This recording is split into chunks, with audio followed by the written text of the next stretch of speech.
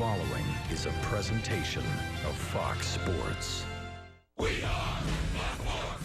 We are Cowboys. It's said in the state of Texas that boys are born to play football. And growing up here, it means everything to the players, their communities, generation of families. Friends are all a part of school history, from the smallest schools to the largest cities. Playing high school football brought together values, teamwork, courage, respect, self-discipline, realizing the accomplishments of reaching team individual goals. I'm Vince Young, Houston Madison, class of 2002. One of the great events in Texas, the high school football state championship, coming up next on Fox Sports Southwest.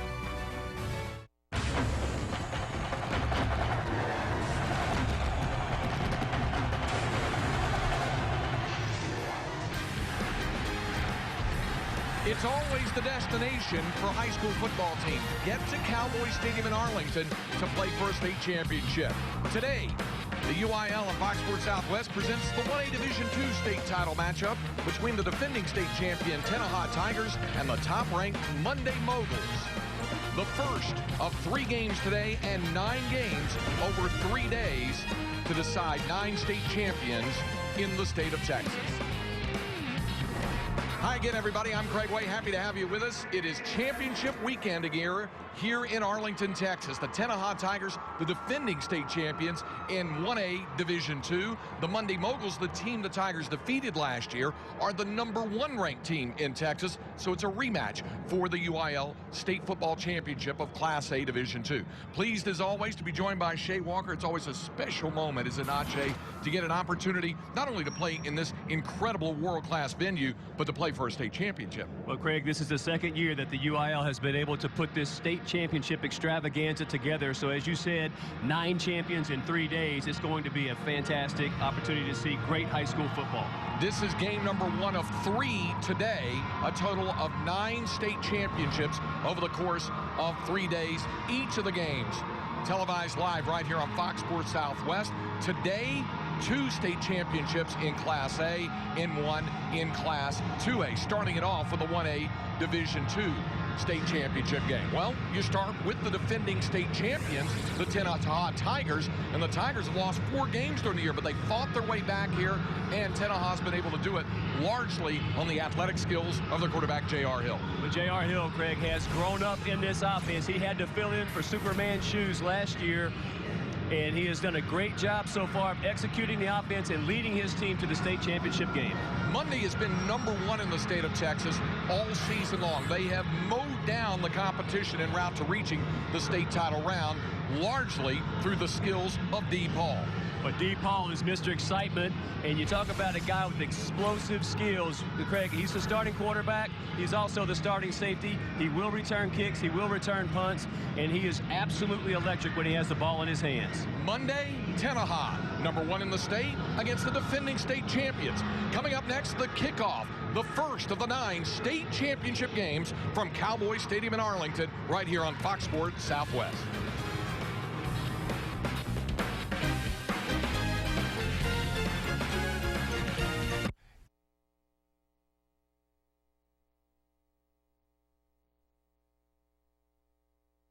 Arlington, Tenaha on Monday, the 1A Division II state championship matchup just moments ago. Terry Ward, the head coach of those defending state champions from Tenaha, talking to his team in the locker room. What I'm going to tell you is I guarantee you this, we're going to battle. We're going to fight. And we're going to make them earn every single thing they get. Because that's what we do at Tenaha. We don't back down from a fight. You want to fight us? Let's go. We got to fight today. We got to fight today. But we got to stick together in this fight, but we got to be brothers. Let's go. Munday won the toss and elected to defer the option to the second half. So Tenaha will receive the kick as Tyrone Dawkins prepares to kick it off for the top-ranked Moguls, and T.J. Thomas and Kobe Caraway back deep to receive it. We're ready to go. State championship weekend is underway with a squibber, where it'll be fielded by Caraway bobbled, and then in trouble was Caraway, and he'll backpedal and be knocked down. Caraway had some room to field the kickoff, but bobbled it, and then wound up losing 5 yards just trying to pick it up and run with it. Well, J.R. Hill, the quarterback for the Tenaha Tigers, the junior. You see his numbers there through the air and on the ground, accounting for 22 total touchdowns.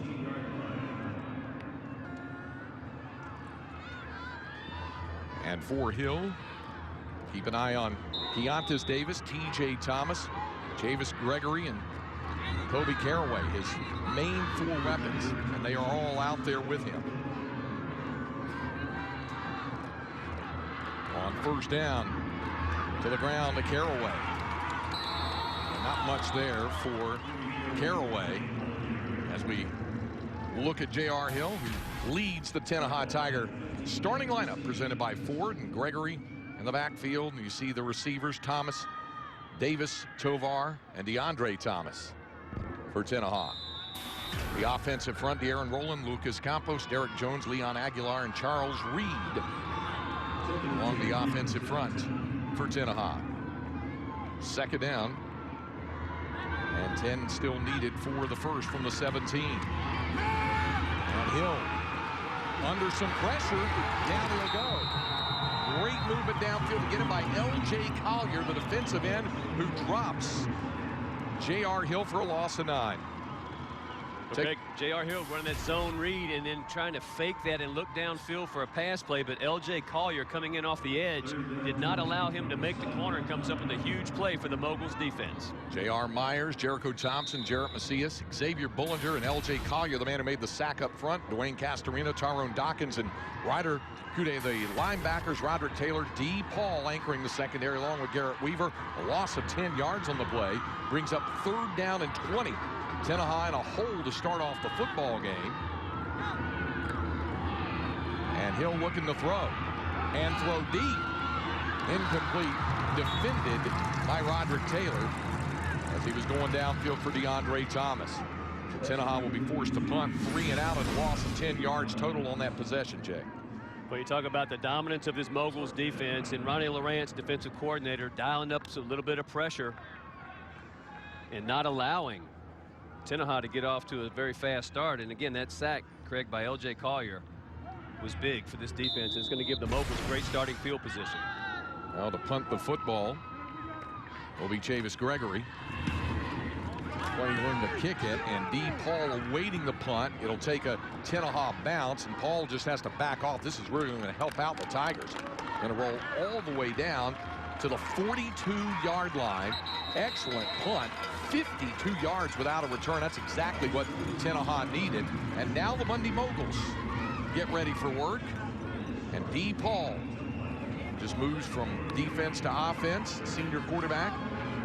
Impressive numbers all season long. Look at those rushing yards. Their leading ground gainer as well as their leading passer, certainly, at quarterback. That's why I say he is the trigger man, joined by Roderick Taylor, who has rushed for nearly 1,500 yards in the backfield for the Moguls. And it is Taylor on the carry. Taylor bouncing it outside and then moving forward. Picked up a couple to the 44-yard line. So look at the Ford starting lineups for the Munday Moguls. Paul is joined by Roderick Taylor, just carried the football. Tyrone Dawkins, Ryder Dillard, Jake Myers, and L.J. Collier, the 2 tight end setup for the Moguls. Marky Zagari, Jericho Thompson, B.J. Arajo, Xavier Bullinger, and Logan Groves. It's the offensive front for head coach Patrick Corcoran's ball club. Pick up a couple, and it is second down. And here's Paul, a design run, and there he goes. Forget about this. D. Paul takes it 57 yards for the touchdown.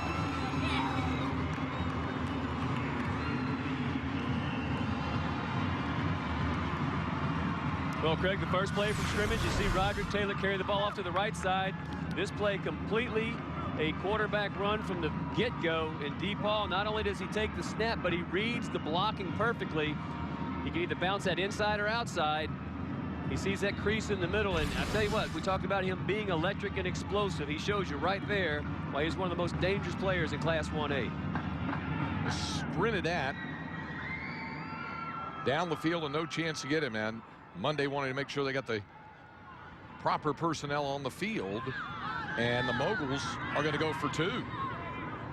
Ball will hand it. And around the corner and taking it in for the 2-point conversion is Roderick Taylor. So Munday not messing around, coming right out of the gates. They score in 2 plays. And then Roderick Taylor tacks on the 2-point conversion. And Patrick Corcoran has to like what his top-ranked Mongols have done. D. Paul going to break. And here's a special message from State Farm.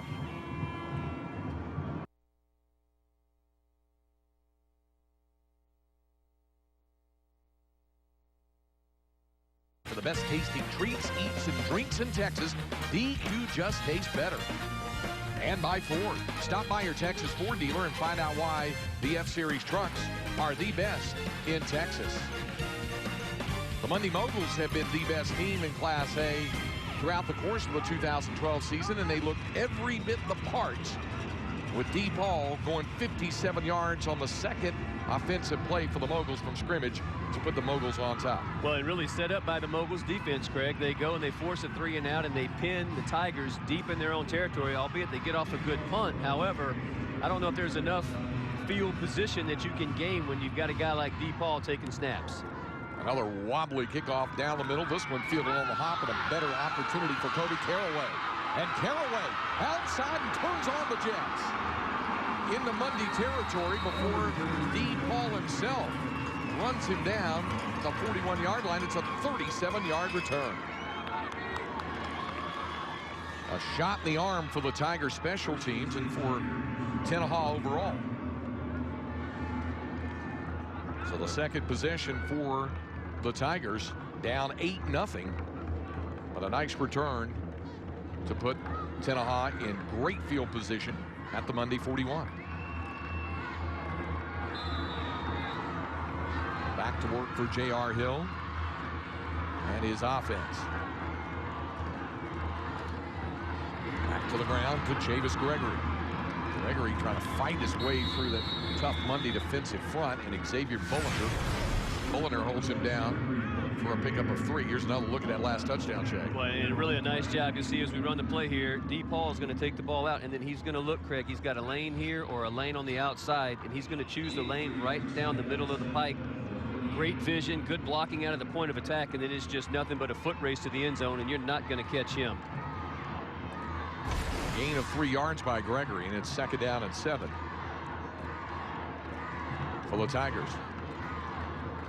Hill looking to run himself, but stood up and driven back. Wayne Castorena driving him backwards, though, after he surged forward, but then moving back to the 40-yard line. That Mogul defense is cat quick, Craig. As he jumps out and hits it into the line of scrimmage, you see him bouncing it around to the outside, and Tyrone Dawkins and crew closing in, as you said, Dwayne Castorena getting in on that tackle, but not a defense that you can run sideways against when you've got to go north and south. 3rd down and 9 for Tenaha at the Munday 40. Gregory shifts in motion, and trouble for Hill. Hit as he throws, and they're going to rule that a live football and picked up by the Moguls. T.J. Collier again on the pressure on J.R. Hill. And Dwayne Castorena on the fumble recovery for Munday. It's going over to the Moguls. Take a look on the replay. You'll see as Hill is looking out to his right. Wow, that's very close to the arm moving forward there. But it's ruled a fumble. Had the arm back. But the pressure there by Collier, and he gets both hands, and he goes for the arm of J.R. Hill. Regardless, the Moguls are back under the center.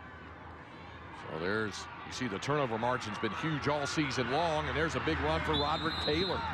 Takes it in to Tenaha territory with a pickup of 14 yards. So Munday picking up right where the Moguls left off after the first touchdown drive.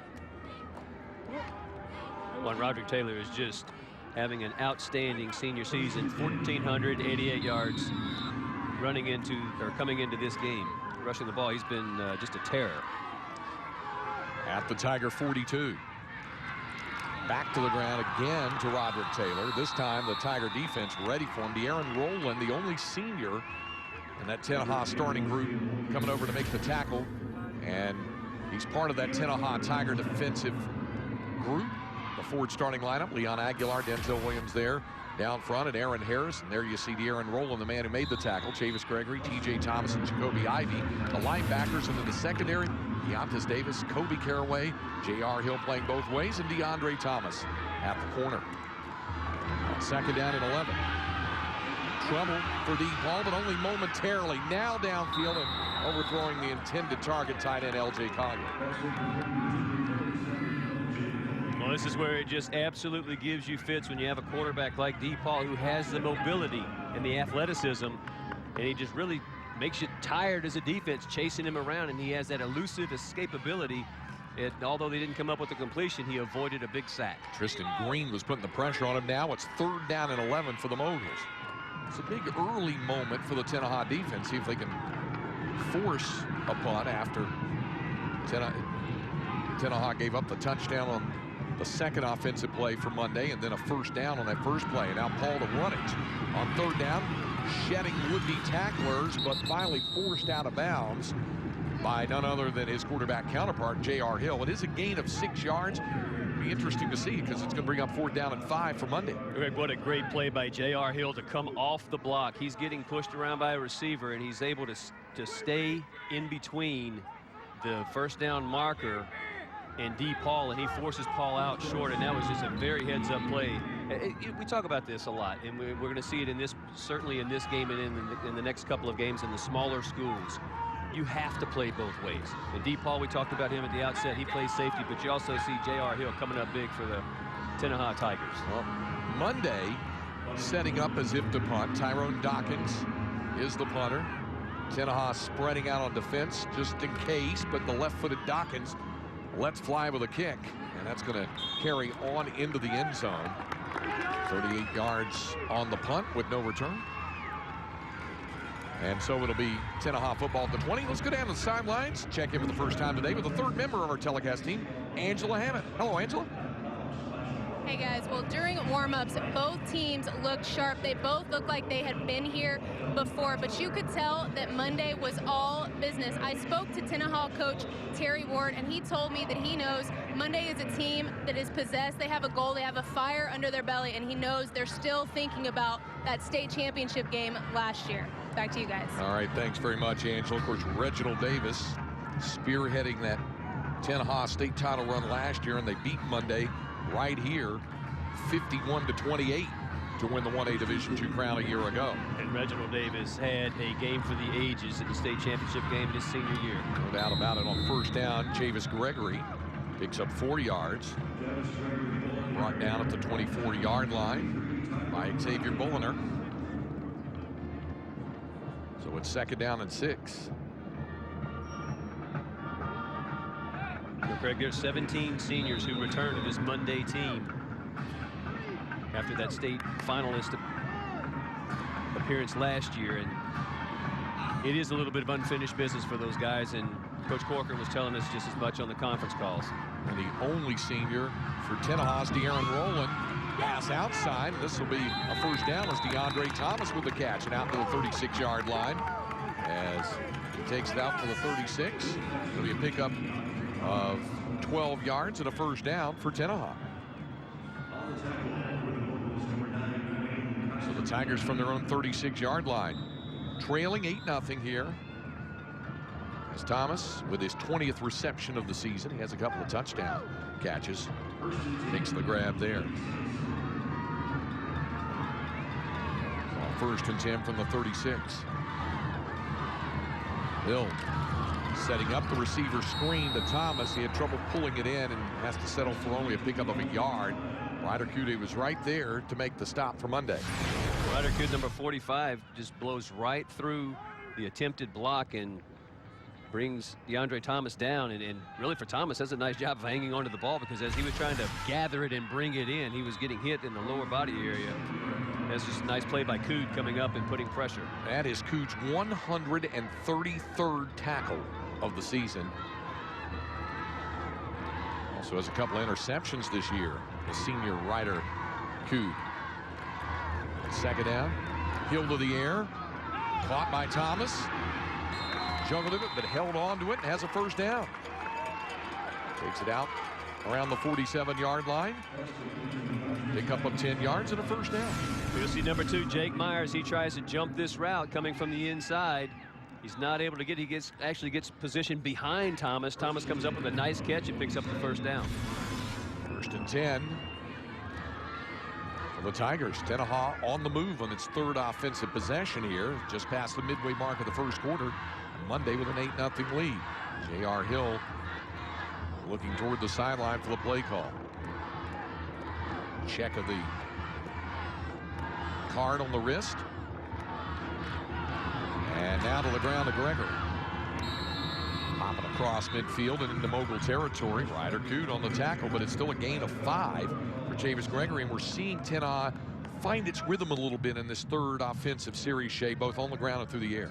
Well, I think what they're doing too, Craig, you mentioned that through the air, and that's the important piece on this particular drive, is J.R. Hill is getting the ball out quick, and he's not trying to roam around and locate receivers way downfield, but getting it out quickly, and that's giving this rhythm, or this Tigers offense, a little bit of that rhythm. Gain of 5, and it's 2nd and 5. Hill has Gregory in the backfield with him. And now on the double move as the ball come out of his hands. That one's loose on the turf. Ball still loose. And Tenaha somehow got back on it. DeAndre Thomas. It's going to be a huge loss. Xavier Bulliner popped the ball loose. And a near miss there. Patrick Corcoran's team almost had a turnover. Another one worked for them. Instead, they'll settle for a 17-yard loss, as J.R. Hill was blindsided. We're talking about getting the ball out quick, and that's because of that up front pressure. Bulliner with a nice swim move there in the middle, and he absolutely plants J.R. Hill. Ball comes loose, and as you said, it's a loss of 17 yards. But I tell you, that defensive front, L.J. Collier, we saw him early in the 1st series. Now you see Xavier Bulliner. A lot of pressure coming from that front 4, front 5 for the Moguls defense. 3rd and 22 for Tenaha.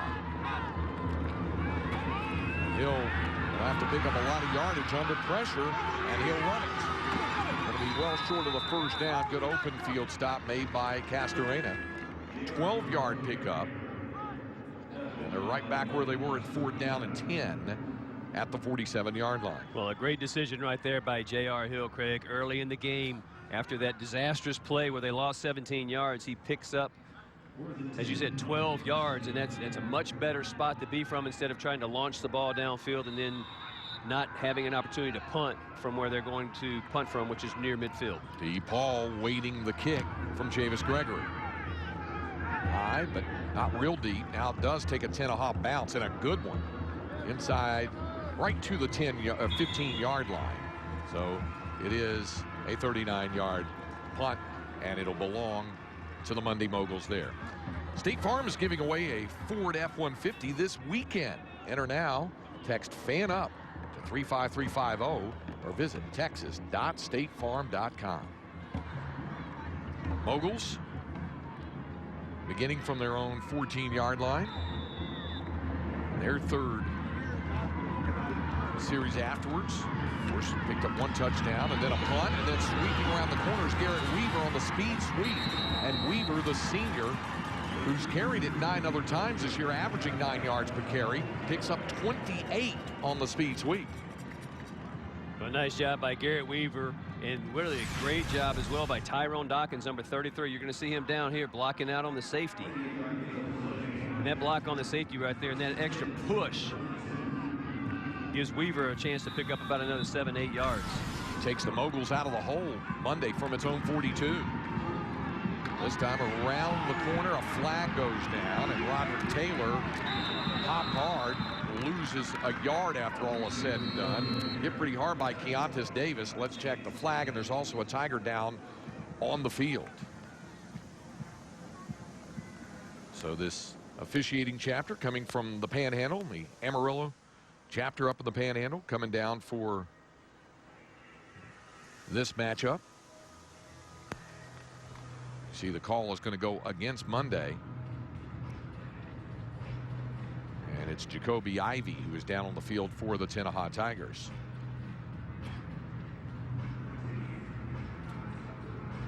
penalty will move the football back. Concern right now for Jacoby Ivey. Down on the field he's down at around the 40-yard line now. Up, and that's a good sign there.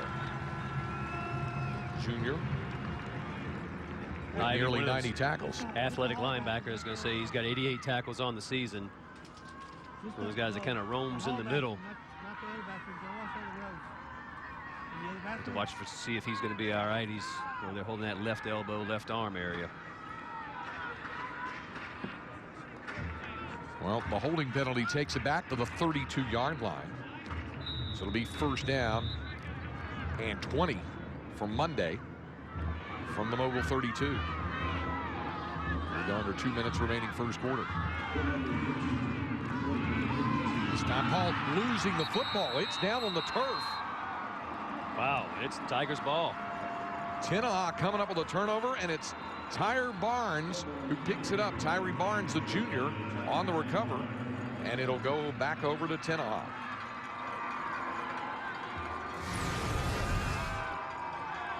Greg, I'm not sure that DePaul actually fielded that ball cleanly, or it looked like maybe something got mixed up in the exchange with Tyrone Dawkins. Just a little bit high there. And Barnes, very alertly. And I think he came into the game for the injured Jacoby Ivey. Very opportunistically falls on the ball for the Tigers. So Tenaha with a big break and taking over at the Munday 30-yard line. Following blocks is Chavis Gregory. Gregory inside the 10 and down to the 8-yard line. Chavis Gregory did a great job following an initial block. They'll pick up 22 yards. It'll be first and goal at the 8. Well, it's the first time that we've really seen the Tigers go straight at this Moguls defense and trying to bounce it out wide. Too much speed by Munday, but taking it right up the gut. Gregory does a nice job of pushing that down, and the Tigers knocking on the door. First and goal, Tenaha at the Munday 8-yard line.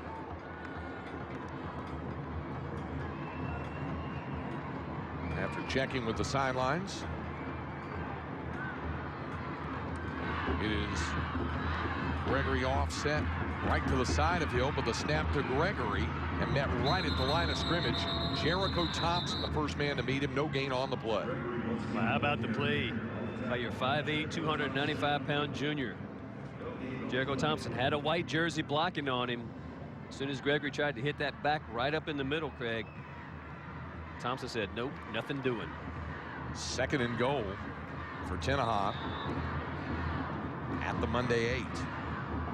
Thompson's a pretty imposing figure there in the interior of that defensive line now. 295 pounds is big for Class A at the 1A level. Second down and goal. It's big for about any level. This time Hill in motion. Gregory picks it up and still manages to get it down to the 4-yard line after he bobbled it and picked up 4. Tyrone Dawkins made the tackle for Munday. And it is third down and goal, and they may elect to wait for the first quarter clock to run out before calling another play here. See if they choose to wait as the clock is under 10 seconds remaining in the quarter, and Tenaha will do that. They'll walk the other way. So an opportunity for Terry Ward's team to try to get back even in this football game, or at least close. The Tigers gave up the quick touchdown to DePaul, and it's Munday with the lead 8-0 after one quarter of the 1A Division II state championship.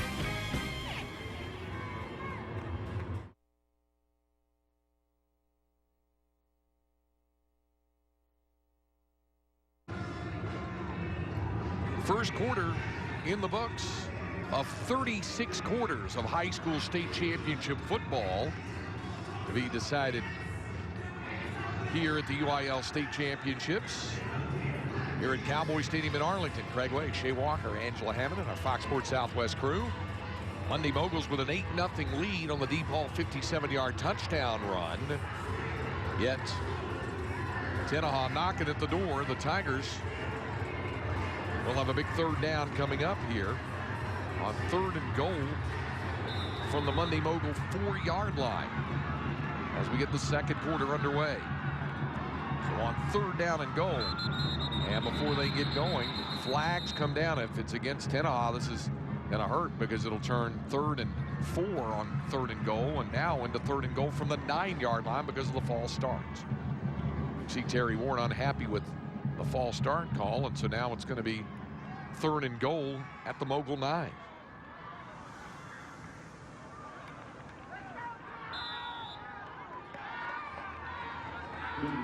J.R. Hill joined in the backfield by Chavis Gregory and Kobe Caraway.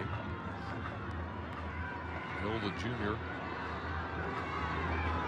Well, Craig, both Caraway and Gregory are to the right of J.R. Hill, and that's to the wide side of the field where he has 2 wide receivers out there as well. And as he took that direct snap, he was started to roll out to his right, so looks like they're going to stick with the same play call. And another flag comes down before they get moving again. And another false start. Wow.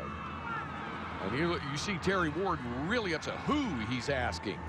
Very upset. Back-to-back false start calls make it 3rd and goal at the 14-yard line. Well, now that time, number 1, T.J. Thomas kind of snuck down in a little bit of a seam route. So that's kind of giving the play away now for the Tigers. So Coach Ward and offensive coordinator Josh Furlow are going to have to come up with something maybe a little bit different, but they're still back in that same formation, Craig. So now 3rd and goal at the Munday Mogul 14-yard line. And Hill looking to throw to the end zone and overthrowing the intended target, T.J. Thomas. Gonna bring up 4th down and goal. Well, Garrett Weaver on the coverage did a nice job of running with Thomas. And you see J.R. Hill looking back at the sideline saying, hey, we're not going to kick a field goal, are we? 4th down and goal at the 14. And for Munday, the Moguls are thinking, hey, we're 1 play away from forcing them to walk away empty-handed. Tenaha planning to go for it on 4th and goal. But they better hurry or have to use a timeout, I think, because the play clock was under 5, and that's exactly what they do. So Tenaha takes a timeout. And 5 seconds here into quarter number 2. The Tigers will discuss their 4th and goal option at the Munday Mogul 14-yard line.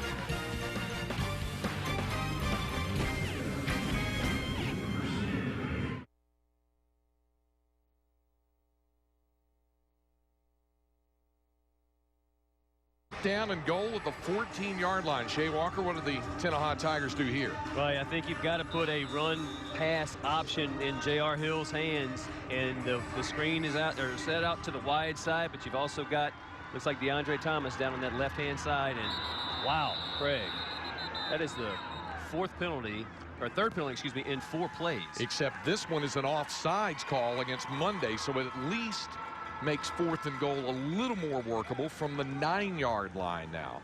Remember, they had 3rd and goal at the 4, and then it became 3rd and goal at the 9, and then 3rd and goal at the 14, and now it's 4th and goal.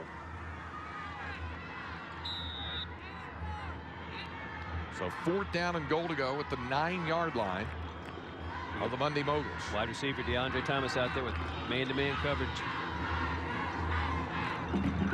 J.R. Hill to the left of Chavis Gregory. Got a couple of direct snaps, but it's Hill calling the play, perhaps looking to throw, and he does. And there it is, that one-on-one matchup in the end zone, and too much on it. Trying to go for DeAndre Thomas. Roderick Taylor on the coverage, and Tenaha will come away empty-handed. And the Munday Moguls will start from their own 9-yard line. Well, and that was great defense by Taylor, Craig, as he did not allow DeAndre Thomas any room, and he just used that sideline as another defender, and nowhere for J.R. Hill to put that ball into a catchable position. So Munday starts from its own 9-yard line. And a tough go for Terry Ward's team.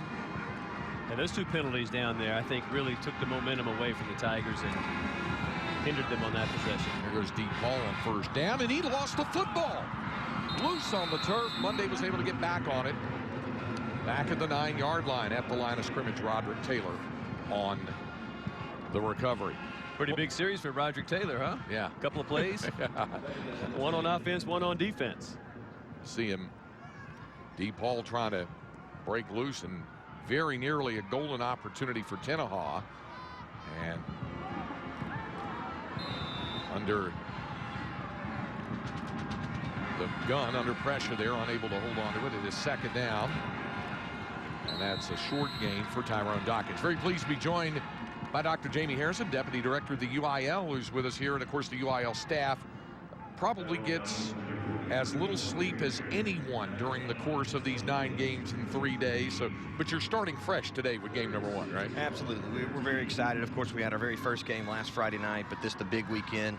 9 games in 3 days, and you're absolutely right. Our staff puts in a great deal of work to pull off 9 games in 3 days. But what a great location, what a great crowd to start this off. 3rd down and 6 for the Munday Moguls from their own 13-yard line.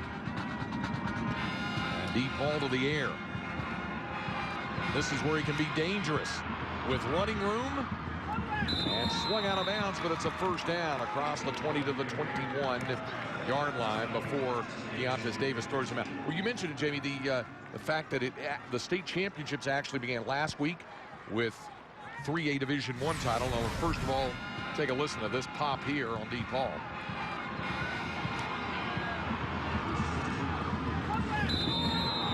Slung out of bounds there.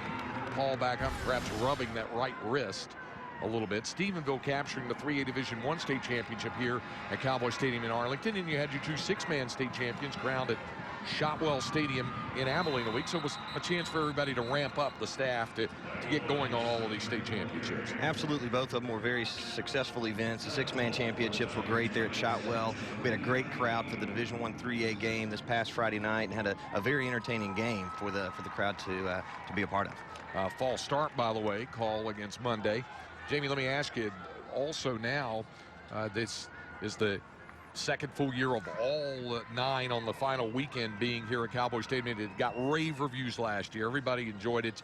Have you seen it also in the excitement, the build-up to this weekend in terms of advance ticket sales and what folks are discussing about all of these state championships here again this weekend? Absolutely. We're expecting even better crowds. You know, we had over 250,000 people last year that came to these 9 games. We're hoping to have close to 300,000 this year. We have some great games, some teams that typically travel very well anyway. And we think as people really start to get more comfortable with the concept of 9 games in 3 days in one location, that we'll have a lot more casual football fans who just want to come watch great high school football in this great state of Texas. Trouble in the backfield for Roderick Taylor, slung down by Denzel Williams, a loss of 6 yards on the play. You know, talking about those 9 championships in 3 days, what does the future hold for this venue and or other venues around the state? Well, we will continue to listen to our constituency, listen to our schools, especially the schools who have participated in these games, and determine what locations they'll be for future years. But for right now, we're very happy that Cowboy Stadium is our home for this year. This is a great venue. It's really nice for us. It really warms your heart, especially these smaller towns, when the crowds start pouring into the stadium and they're just in awe of the stadium and taking pictures of the facility. Kids get to play on the same field the Dallas Cowboys play on. It's a great thing for our high school kids. On 2nd down and 19, the pass is incomplete. Jamie, I do remember during the summer at coaching school for the Texas High School Coaches Association, you and also Dr. Charles Bright up, the executive director, Dr. Mark Cousins, the athletic director, were all asked, you know, is there the possibility that other venues could be involved? And the answer was yes. Right now, this particular venue makes the most sense, even though the Alamo Dome is a possibility. They've hosted before. Reliance Stadium has hosted a couple before, and they've just installed field turf as well. So for other events, as you see, D. Paul trying to scramble loose on 3rd down and 19. So I guess the other possibilities are out there. But like you said, this venue at this time and place makes the most sense. Absolutely. There's 3 key things that we have to host this many games in this few days. We have to have climate control, which obviously this facility has. You have to have field turf. You can't play on natural grass 9 games in 3 days. By the second day, the field's just in terrible shape. So you have to have artificial turf, and then you have to have 4 locker rooms. You can't have only 2 locker rooms, and when this game's over, try to get these teams off the field, get them out of the locker room in time to get the other teams in to get dressed. You don't have the warm-up time. So you have to have 4 locker rooms, you have to have artificial turf, and you have to be able to control the climate. All right, the punt goes down to the 39-yard line, a 44-yard punt. Dr. Harrison, always great to see you. We appreciate you too. Dropping by. I know we'll see a lot of each other during the weekend. Absolutely. You guys enjoy this first game. Dr. Jamie Harrison, Deputy Director of the UIL. It's 8-0 Monday as we approach the midway mark of the second quarter of the 1A Division II State Championship. Yeah, I'm married.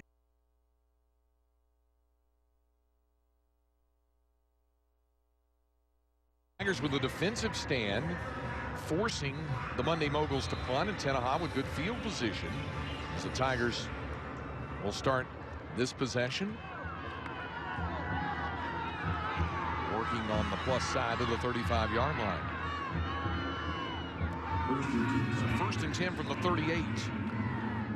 J.R. Hill looking to throw deep over the middle, too much on it for Keontae Davis. But Jay Walker, one thing we've seen is Tenaha settled down a little bit on defense. They gave up the 57-yard touchdown run to D. Paul, but since then, Paul has carried it 5 more times for a grand total of 18 yards. Well, and if you want to be able to stop the Munday Moguls or have a chance of stopping them, you're right, you have to know where number 10 is. And number 59, Tristan Green, is doing a great job. Aaron Harris and De'Aaron Rowland really stepping up defensively for Tenaha. Well, and a break there also because pass interference calling and against Munday, and you see the work going, the retaping of that wrist of D. Paul. We saw it get banged up earlier, and he was kind of flexing it. They're taping it around the hand and the wrist. D. Paul gets a breather on the sideline. Pass interference call moves the football to the Mogul 47-yard line.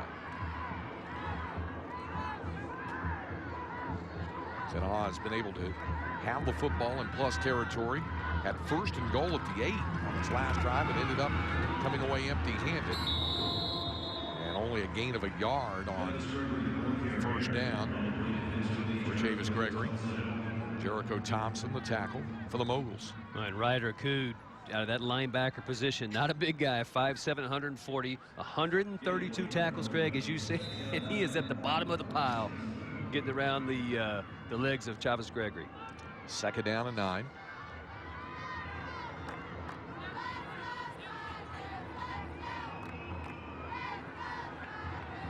J.R. Hill checking the play call. Gregory is the man in motion. And the pass outside, going wide open. Receiver taking that. Gregory for a 1st down, but there is a flag down. It's inside the 40. Let's see what the call is as Gregory is taken out of bounds. See, this is a personal foul. With a face mask on the end of the play. Yardage tacked on here. Well, good job of J.R. Hill getting the ball out quickly. And again, you see the face mask right there, the grab.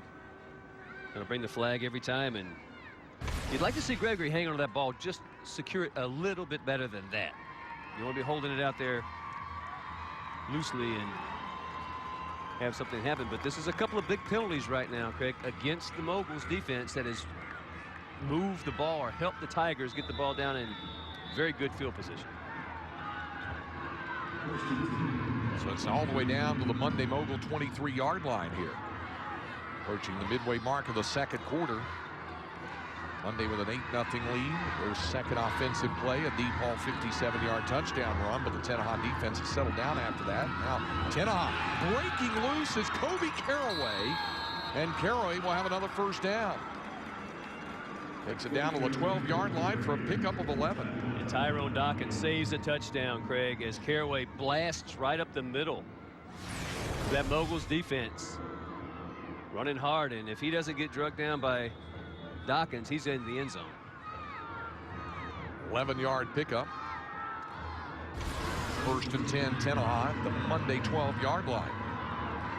So they're knocking at the door again at 1st and goal at the 8 on their last drive. This time it's Hill to the corner and still on his feet before he steps out of bounds inside the 5. Gain of 8. It'll be second down and 2 at the Mogul 40-yard line. Well, we've seen J.R. Hill try to bounce it outside a couple of times earlier and nothing doing. That Mogul's defense was up to the task, but how about that on a finish? Powering over the defender trying to get in, but he steps out around the 4-yard line. 2nd down and 2, so the Tigers can pick up a 1st down without putting it into the end zone first. But a chance to get into the end zone for the first time today. So on 2nd down and 2 from the Munday 4. Hill now trouble. Down he goes. L.J. Collier dropping Hill for a loss of 6. Now we talk about it, Craig. This defense for Munday, very athletic and very quick. And you see L.J. Collier very reminiscent of that very first drive.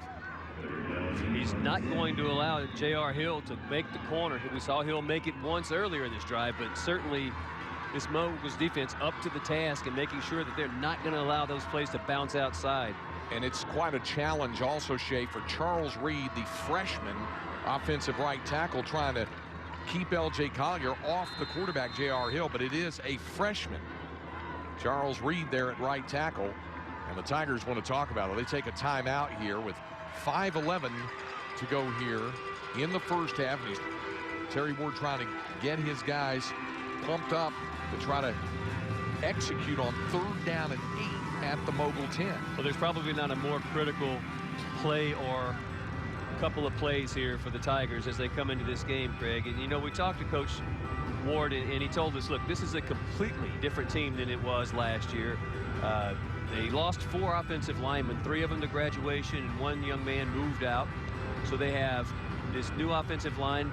You mentioned the freshman Charles Reed, but also Luis Campos is a freshman. So they've got 2 true freshmen starting on that offensive front, and yet they find themselves again defending their state championship. Yeah, you freshmen, you think about that, 14-year-old kids on that offensive front. Some veterans leading their teams in the 1A Division I state final to come up next. DeMarcus Cosby, Vermont, and Hagan Hutchinson, son of Wayne Hutchinson, the head coach, leading the Stanford Bulldogs. They were a runner-up last year, lost to Mason in the 1A Division I final. First team Class A All-State. There's the Panthers from the Super Centex region, Mart. And the Panthers looking for a state title. So out of the timeout, it is 3rd down and 8 for the Moguls 10. This time the direct snap to Gregory. Turn in the corner, Gregory to the end zone, and he stepped out of bounds, but he picked up a 1st down, and it'll be 1st and goal at the 1-yard line as Chavis Gregory turned the corner and almost got it into the end zone. Comes into the game with over 13 yards rushing, 17 touchdowns, and a 9-yard average. And I would say none probably bigger than that one as he gets it up close. And as you said, Craig, picks up the 1st down. Castorina shoves him out just before he gets into the end zone. So a big 1st down for Tenaha. 1st and goal at the Munday Mogul 1-yard line. Trying to get it into the end zone and get it even on touchdowns anyway. We'll see if Tenaha scores, if they elect to go for 2, as Munday did. Gregory with the snap, diving for the end zone, popped really hard, but did not get across the goal line. Jericho Thompson denying him the end zone. Thompson going low, Ryder Cood going high. Take a look at number 45 there as he's coming off, and oh no, that's Thompson the whole way. Jericho, my goodness. 295-pound junior. He made the play of 2 guys.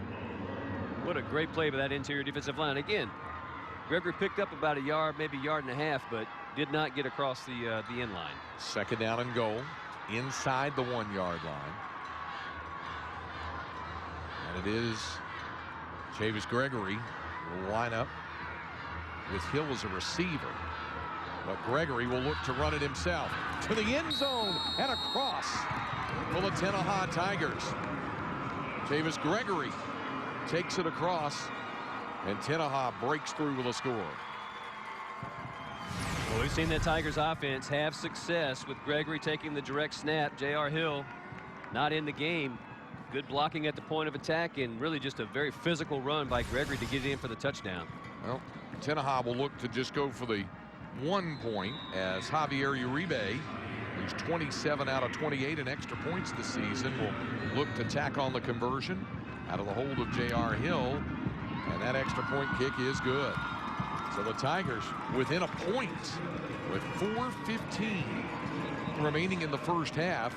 It's now a 1-point game between the #1 team in Texas, the Munday Moguls, and the defending state champions in the smallest 11-man division in the Lone Star State 1A Division II, the Tenaha Tigers. Very impressive drive for Tenaha to get it downfield and into the end zone, and the Martin Panthers, who are going to play that 1A Division II state championship.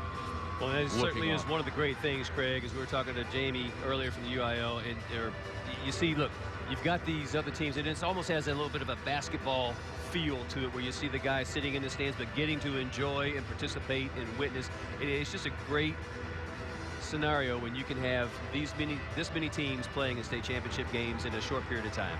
We have the Ford halftime show coming up. Randy Rogers, his analysis of the first half, and of course Randy all up on the recruiting news across the state of Texas as well. It's all coming up on the Ford halftime show. Randy in there with my partner on Friday nights of High School Scoreboard Live, Rick Renner, here in the studio. To be there throughout the course of these 72 hours of high school football championship level here at Cowboys Stadium in Arlington.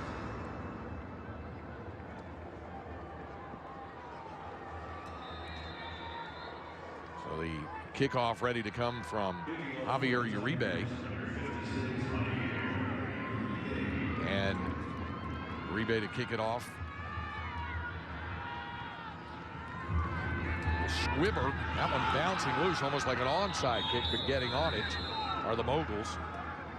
So Munday with a chance now to answer that 62-yard, 8-play scoring drive that took nearly 3.5 minutes to get Tenaha on the board. Let's go down to the sidelines to Angela Hammond.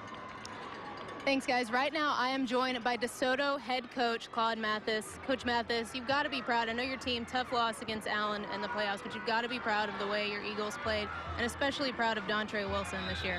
Yeah, I'm very proud. I'm very proud of Dontre as well as everybody else on their team.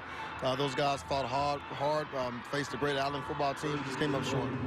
And, Coach, I know you're familiar with Munday and the history of Munday football. You played at Bartlett, and you guys beat Munday in the 1990 state championship game. Your running back had a great game. Tell me a little bit about this Munday football. I see you over here on the sidelines rooting for him. Yeah, I'm over here with the superintendent, Robert Dillard, which is has done a great job there in Munday. Great ball club, great school. Enjoying the ball game right now. A little history goes back between Bartlett and me and him right now. So just enjoying the environment right now with him. And, Coach, I wanted to ask one more question about Dontre. I know he's going to Oregon next year. Are you going to go to any of his games? I mean, are you still going to be doing some coaching, talking to him every week? Yeah, me and him still got one more game to coach together, and that's the All-American Under Armour game down there in Florida. So I got one more time to coach that young man, and hopefully I can be able to jump on the plane and watch him play sometimes in his career.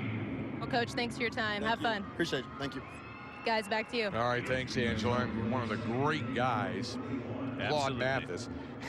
And I'll bet you if you were to ask Claude about that 1990 state championship game, because I do remember, well, the game got postponed a day or two because of snow down in the area. It was very, very cold, and then the Bartlett Bulldogs went out about their business and beat the Munday Moguls. And look at this. Getting through is Tyrone Dawkins. And Dawkins taking it inside the 20 for a first down and down to the 17-yard line. And that's a 24-yard rumble for the senior fullback, Tyrone Dawkins. And rumble is a great description of that run. Dawkins going through a couple of arm tackles and pulling defenders with him. Nice job. Good vision by the big man. 5'9", 240 pounds, and arm tackles and stripping the ball is not going to bring him down. You see him carrying defenders and just burrowing his way downfield. First down Munday. Moguls on the move on the 17. This time big hit in the backfield as the carrier is coming, L.J. Collier, and Tristan Green, the junior defensive tackle, slamming him into him after a loss of 2.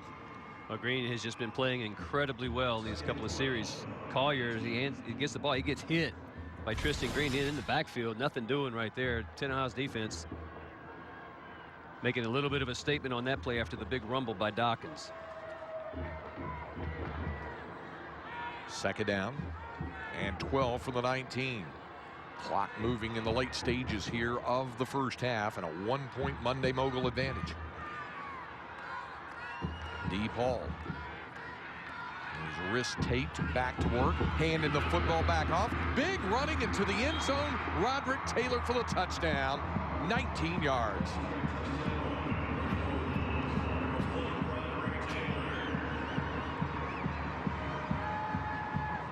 Well, Roderick Taylor again using great vision on the cutback. The ball is handed off to him. It looks like all the movement is going out wide to the right. Plants that right foot, cuts it back across the grain, and tears into the end zone for a touchdown. Moguls went for 2 after the first touchdown and converted. They'll go for 2 again.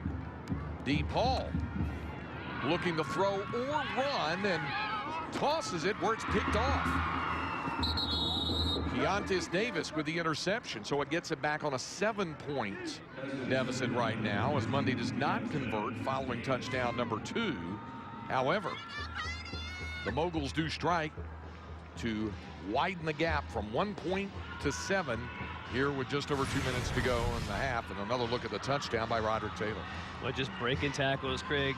Like I said earlier, over 1,400 yards this year. That's on the heels of his junior year where he was over 1,400 yards, 25 touchdowns.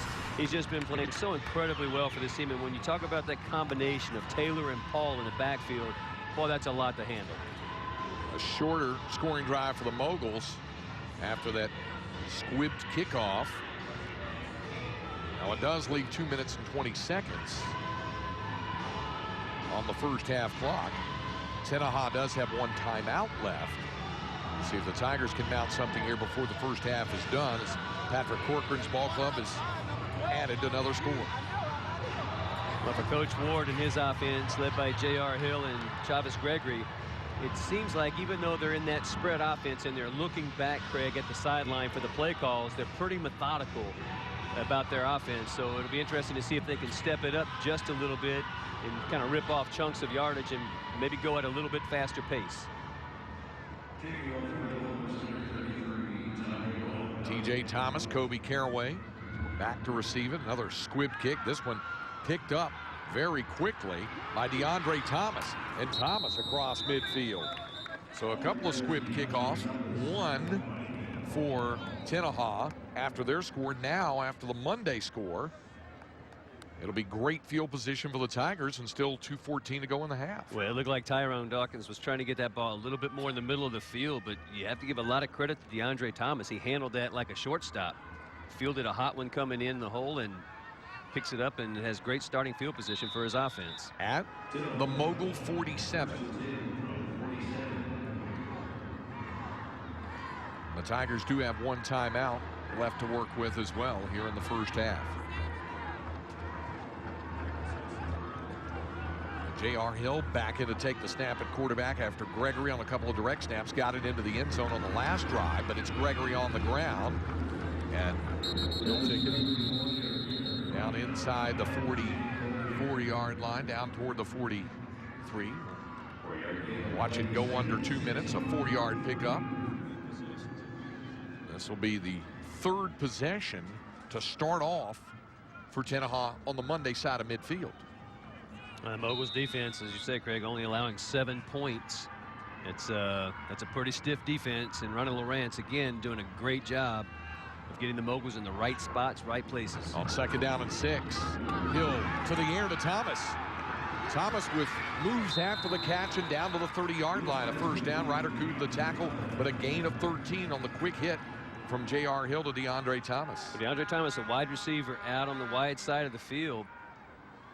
You see it called the bubble screen, whatever you call it. It's just, you know, you get it out there, that wide receiver screen. But Thomas doing a really good job, cuts it back up in the middle of the field and carries Ryder Cood for about another 3 or 4 yards. And you see 45 just doggedly hanging on to that jersey. You see the time moving as well, down to 1:18 to go in the half. And again, Hill to the air. Another catch inside the 20, Keontae Davis, and a first down. All the way down near the 12-yard line. Davis on the catch and run. As they pick up another 18 yards. It'll be first down from the 12 here, and still a minute 10 to go in the half. It was a nice throw by Hill and a good catch by Davis. Ball's a little bit low, catches it down around the knee area, but then he does a good job, Craig, of turning it upfield and really powering through a couple of tacklers and knowing that the clock is going to stop after the first down. Now the clock on the move as we go down inside of 1 minute remaining in the half. Hill looking to throw in the third straight play. This one almost intercepted, and then with a chance to catch it was Davis, and it's incomplete. But J.R. Hill just trying to do anything, Craig, to get rid of the ball. Again, L.J. Collier coming up off of that defensive end position and putting pressure right in the face of Hill. And he just basically is a bailout throw, and looks like he may have lost a little bit of the handle on that particular throw, but incomplete pass, and that does stop the clock. Garrett Weaver had an opportunity to come up with the interception, couldn't come down with it. It's second down and 10 from the Mogul 12. J.R. Hill. Some movement. This should be a free play. Flag down for the end zone. Caught for the touchdown. Coming down with it is DeAndre Thomas. This is going to stand. It's an offsides call against the Moguls and a touchdown for Tenaha. Shea Walker, 4 passes downfield for Tenaha, gets the Tigers quickly back in the end zone. Well, DeAndre Thomas, a sophomore, as you said earlier, 19 catches, 2 touchdowns coming into today's game, and he might equal his touchdown catches certainly in this game, but wow, what a great first half he's had. And Javier Uribe ties the score with the extra point. So with 45 seconds to go in the half, this game's dead even. Well, and Keontae Davis is the go-to receiver, but DeAndre Thomas, that sophomore we're talking about, going up and coming down, that's just a great route, and I like the patience in the throw by J.R. Hill. He put it right over the top of the defender, Roderick Taylor. Thomas comes up with a touchdown grab. Well, it's a big State Farm stat. Look at the passing yards here in the first half. 69 for the Tigers, nothing for Munday. And DeAndre Thomas has already caught 5 passes for 43 yards and the game-tying score here with under a minute remaining in the half. It's Championship Thursday, baby. So Tenaha doing a great job, Craig, of coming back downfield, and really, if you think about it, I believe it was DeAndre Thomas that handled that squib kick, put him in good field position, and goes down. He caps it off with a touchdown grab. So a big drive downfield for Tenaha to get another touchdown and to tie the score here. DePaul scoring on the game's second offensive play for Munday after Tenaha went 3 and out. They went for 2, had that 8-0, forced another punt. They were on the move, a chance to really kind of grab a commanding grip on this, and then Tenaha's defense helped get the Tigers back in the football game. They have it, and you think about DePaul has not been the same player that we've seen, and you have to credit the Tigers defense for some of that, but since he went down kind of awkwardly on that right wrist, he's not been the same. And that was after Terry Ward's defense had slung him to the turf. So now with 45 seconds to go in the half, Uribe to kick it off again for the Tigers. And by the way, as I mentioned, still 45 seconds to go in half, and Munday still with 3 timeouts. 45 seconds to go in half, and Munday still with 3 timeouts. So it's not done yet. Room service hop to Garrett Weaver. Weaver will take it out, and good field position for Munday. So not done yet with 40 seconds to go in the half for the Moguls. The field service hop. I like that. That's right. If it's baseball, you'd say room service, as they like to say on the ground ball. But field service. Field service. I like that. All right. That's good stuff. Well, the Tenaha defense had done an excellent job, and then Munday on its last possession had only roughly half the field to negotiate. They had a 53-yard scoring drive with a couple of big runs along the way. And you saw the number, no passing yards yet for the Moguls, but now just 40 seconds to go in the half, and we'll see if DePaul does go to the air, looking to throw. And setting it up and a big catch with a stiff arm. Tyrone Dawkins brought down out of bounds and into Tenaha Tiger territory at the 46. That's a gain of 15 yards. Jacoby Ivey, who had left the game earlier, back on the field, and he makes the tackle. No, 240-pounder slipping or sneaking out of the backfield, had man coverage by Ivey, which is good to see him back in the game. But Dawkins definitely a weapon as he catches that ball and gets it across midfield. Clock still moving, and now Paul under pressure. Throwing on the run, and that's going to be incomplete. Munday elected not to call a timeout after that first down catch. And now the clock is down to 19 seconds remaining in the first half. Moguls do have all 3 of their timeouts. So the ball is at the Tenaha 47-yard line.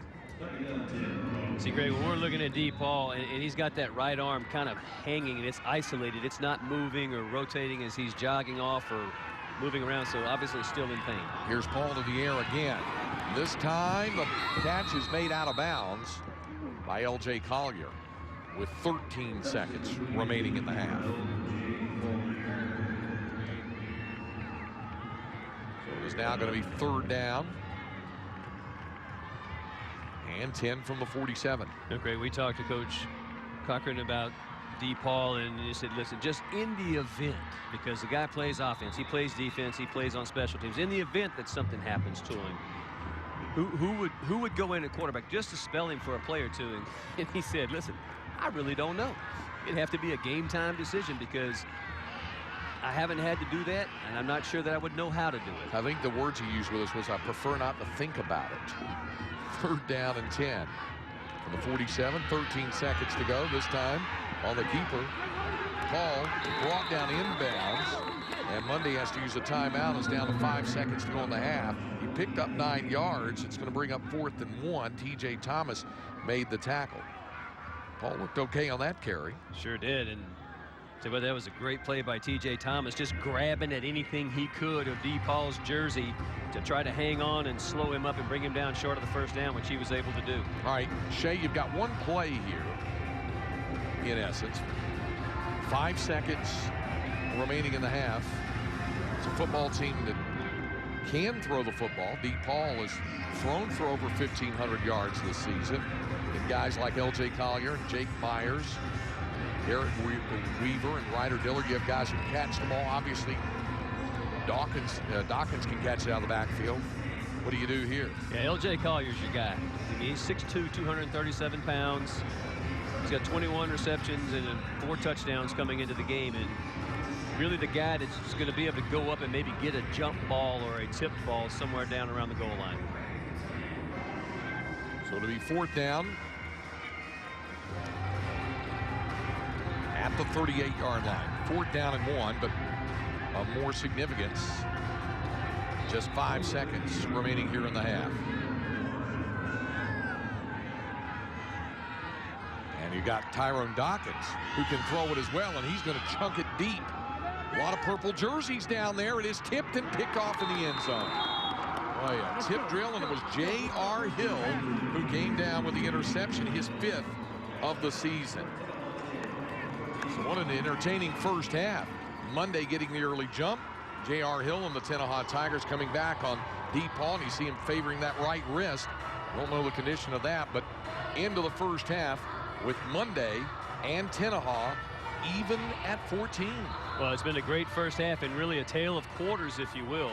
Certainly the Moguls, the way they started out, hot as a firecracker in the second play or 2-play scoring drive, and DePaul again working around on that right thumb, and Coach Ward making sure that he gets the message across to his Tigers and that they understand that they are the defending state champion before they even get into the locker room.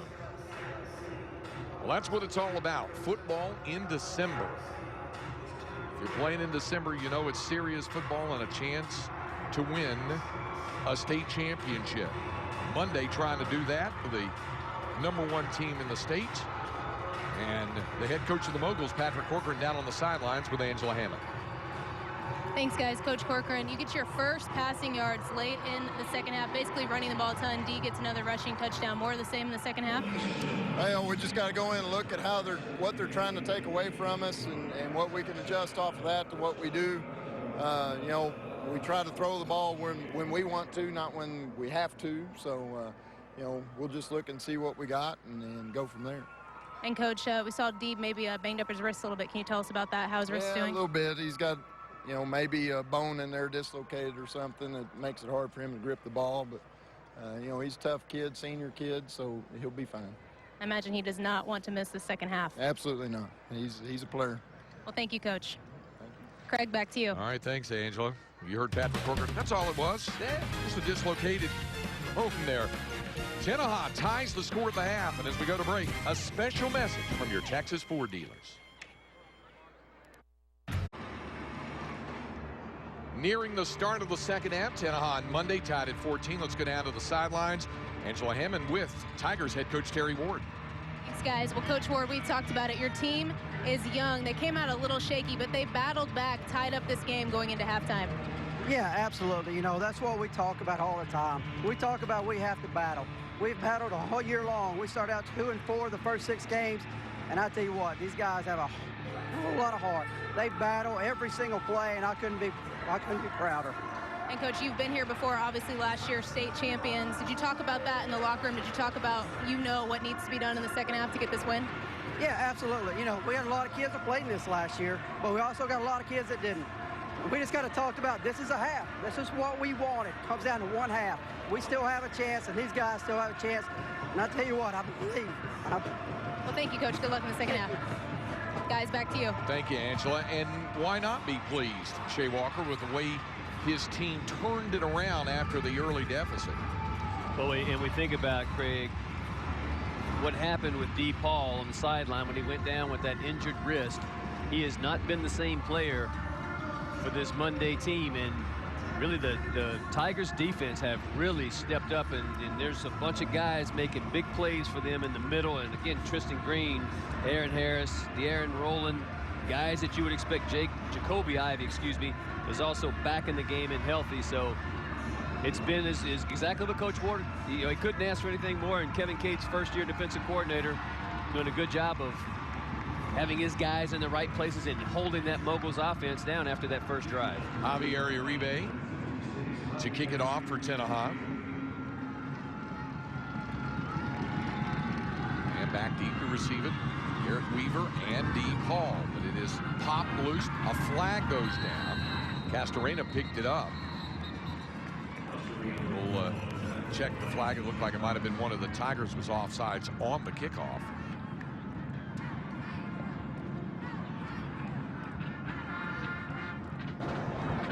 Offsides on the kicking team. 5-yard penalty, added to the end run. First down. And that will add to Monday's already good field position to start this third quarter. Mike Vance, the referee of this Amarillo-based chapter. So they'll begin on the Tenaha Tigers side of midfield. The Moguls in excellent field position. That's one thing that Terry Ward had been pleased with is some of the penalties his team incurred in the first half. One stop the drive inside the 5, but they're having trouble stopping Roderick Taylor right now, and Taylor already close to a first down. Jacoby Ivey on the tackle. That's enough for a first down.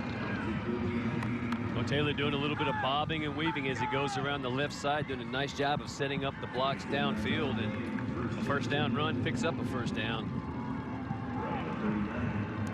It's at the 39-yard line.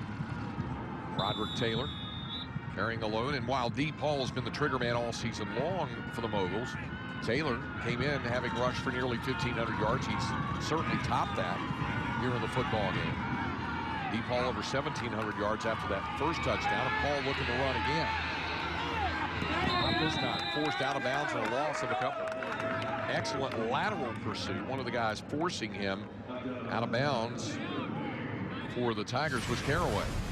And 59, Tristan Green doing a great job as well, Craig, of kind of getting up in the middle and forcing DePaul to give up ground. And you see the athleticism of Paul. He's fast enough to run away from you, but the Tigers defense did a great job of not allowing him to make the corner, forcing him to bubble outside, and he loses a couple of yards. Second down and 12 for the Moguls at the Tenaha 41.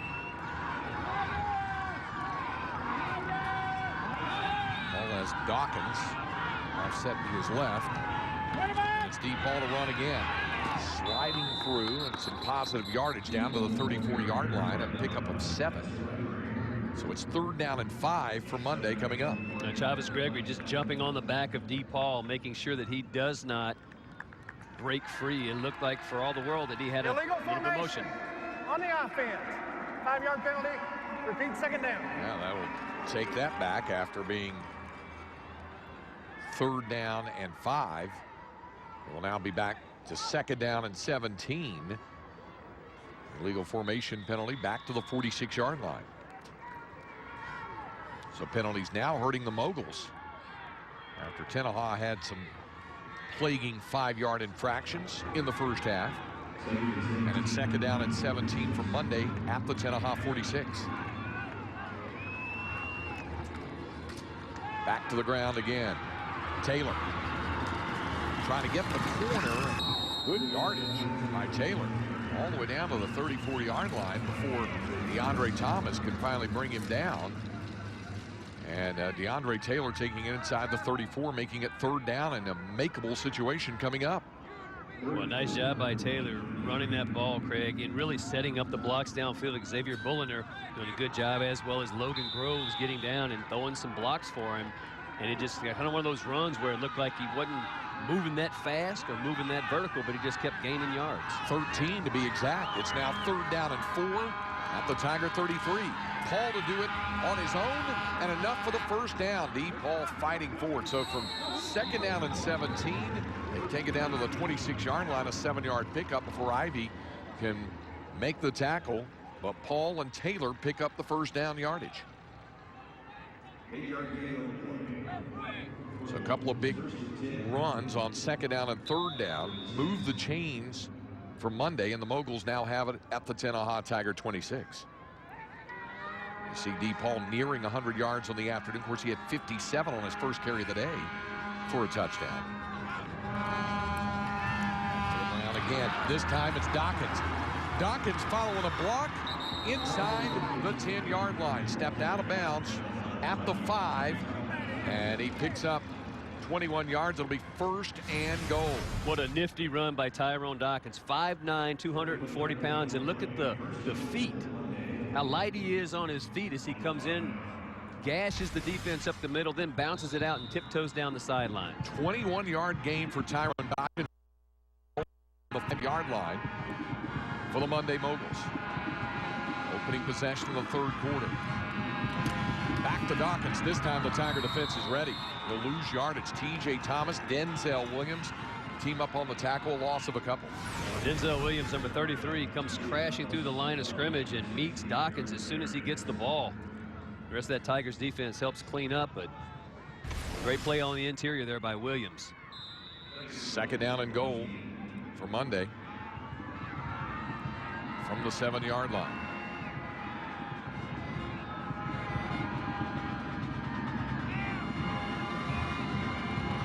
Sending Roderick Taylor in motion, will hand him the football, sweeping around to the 5, and Taylor spinning his way into the end zone for the touchdown. Or did the knee touchdown at the 1? Taylor, there is a flag down. A flag down, and that's going to bring it back. Holding against Munday. Coach Corcoran cannot be pleased with that. Holding on the offense. 10 yards, previous spot. Repeat 2nd down.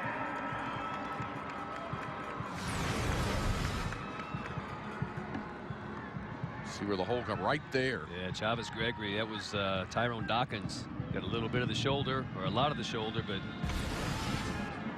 Roderick Taylor, that play it again. You have to think about this, Craig. 2nd time now that we've seen both of these teams get down inside the 10-yard line and get backed up by a penalty. So it is now 2nd and goal back at the 18-yard line. But here's Paul trying to spin forward and down to the 15.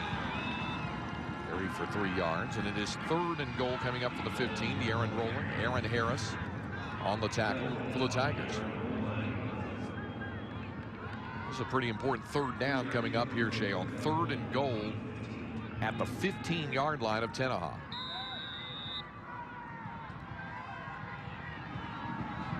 This first drive now is nearing 4 minutes in length. On 3rd down and goal. Ball for the end zone. Collier the tip, but could not hold it, and it'll bring up 4th down. L.J. Collier had his hands on the ball, but Keontae Davis did the rest to knock it away. But fake the speed sweep to Garrett Weaver, and then just a little bit of a jump ball out there to L.J. Collier. That's the guy that you'd want to throw it to. We talked about it earlier. He's 6'2", 237 pounds. Bounces off the right mitt, not able to bring it in. So it is 4th and goal for Munday from the 15-yard line, and the Moguls to go for it here. Big play here on both sides. 4th and goal. For the end zone, pass was tipped and incomplete, and it'll go back over to Tenaha. So each team has had a defensive stance inside the 10-yard line and forcing the other team to come away with no points. It happened in the first half to Tenaha. Munday's defense did the trick. This time the Tiger defense turns the tables on the Moguls. Well, and it looked like Jake Myers, a wide receiver. He ran the post route. DePaul thought it would be in the out and not able to come up with the grab, and a good stop by the Tigers defense. Tenaha opens the 3rd quarter with Chavez Gregory at quarterback as they shift out J.R. Hill as a receiver. Trying to follow blocks that just don't develop because of Tyrone Dawkins filling the void as Gregory is stopped right at the line of scrimmage for no gain. So it's 2nd down and 10. We talk about the load that Tyrone Dawkins carries, Craig. Starting fullback, starting middle linebacker. 2 positions where you're getting hit or hitting someone every single play. 2nd down. 10 yards to go. The ball at the 15-yard line. Once more, Gregory trying to find some running room that just isn't there. Maybe a gain of a yard, nothing more than that. Jake Myers just rolling right down the line of scrimmage with Chavez Gregory. And you can see the displeasure on the face of head coach Terry Ward. Jake Myers never giving up that containment and making sure that he was going to get to Gregory and continue to force him outside. Just great individual effort there. You know, Jake Myers, one of those guys, comes into the game, 25 tackles for loss, 6 forced fumbles. Big contributor on that Moguls defense. 3rd down and 9 for Tenaha from the Tigers 16. Gregory. Quick out. Goes outside. Rather J.R. Hill in for throwing. Ball comes loose, but after DeAndre Thomas had the nice catch and run upfield for the 1st down, it goes for 24 yards. That's a combination that's worked pretty well today. Hill to Thomas. Nice job on 3rd and 9, getting the ball out again quickly to DeAndre Thomas. Cornerback kind of softened up and gave him a little bit of room. Hill read it perfectly. And Thomas did the rest after the catch. Out to the 40-yard line for Tenaha. So Hill staying in at quarterback with Gregory right beside him for the Tigers. They've alternated the 2, and it's Hill looking to throw over the middle and incomplete as he was looking for Keontae Davis. Yeah, leading receiver, Craig, and just a little bit of misdirection, kind of getting the play flow going to the right and having Keontae Davis sneak across the middle of the field, but the Munday defense forcing J.R. Hill to kind of put the ball over the top of the underneath coverage guy, and that's a difficult pass to complete, and it ends up on the carpet. Keontae Davis came into today's game with 48 catches for 975 yards and 13 touchdowns, averaging 20 yards per catch. He's only had 1 reception today, that for 18. Hill in trouble, going to lose yardage.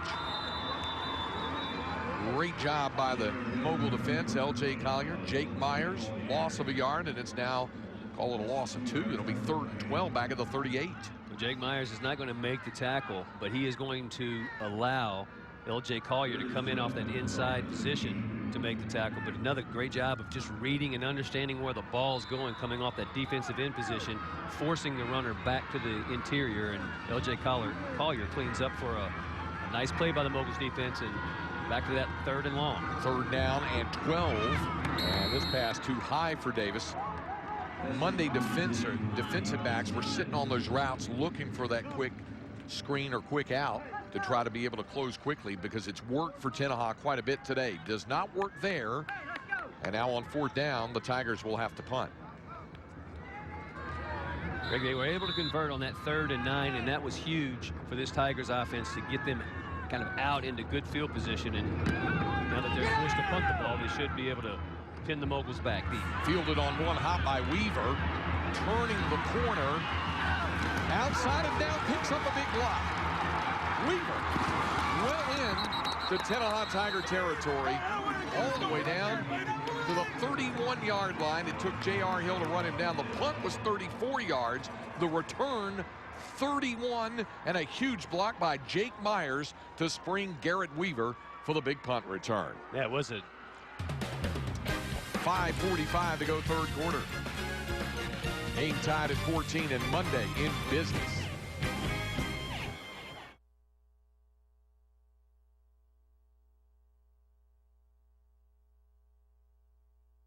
Texas Ford dealer. Find out why the F-Series trucks are the best in Texas. 14-14. Munday Moguls will have good field position, thanks in large measure to this big punt return with a big block, Shea Walker. Yeah, Garrett Weaver does a nice job of fielding it, and you're going to see at the top of the screen here as he starts to bounce it outside. Jake Myers comes in and levels about 3 defenders, and take another shot here. Wow. Knocks down 3 of the Tigers defenders. That's like bowling ball, and pins getting spread all over the alley. And Jake Myers, again, great defensive series, comes in and makes a big play on special teams. It's like a 7-10 split with a 9-pin added, and now D. Paul on the move inside the 20-yard line. Picks up 12 yards, and it'll be 1st down Munday. So the Moguls knock it at the door again after being stymied on their first possession of this 3rd quarter. It looks like D. Paul's got a little bit more of that pep in his step that we've not seen since the first series, when he broke off that long run on the 2nd play of the game. From the Tenaha 18. This time, sliding through tacklers, Roderick Taylor. Taylor to the end zone and across. 18 yards to the end zone for the senior tailback. Well, that didn't take long. 2-play scoring drive. Sound familiar? Great special teams play. Set that up on that return by Garrett Weaver. 1st down run by D. Paul, and now Roderick Taylor with great vision, slashing back across the middle and fighting his way into the end zone. Munday chooses to go for 2 instead of kicking its extra points. They are 1 out of 2 in the 2-point conversion department. Paul looking to make it 2 out of 3.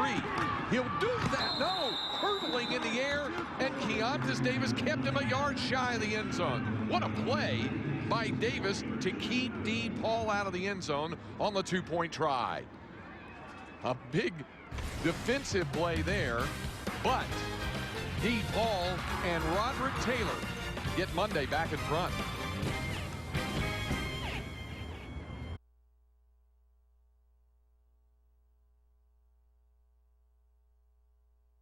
Scoring drive of the afternoon for the Munday Moguls as the top-ranked team in Texas back in front 20-14, and that young man Roderick Taylor with the 18-yard touchdown run putting the Moguls on top again, this time by 6.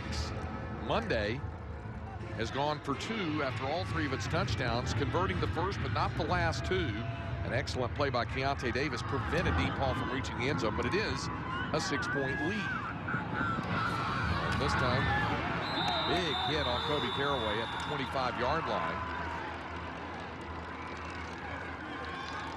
Ryder Cood had a few of those today. Comes over for the stop.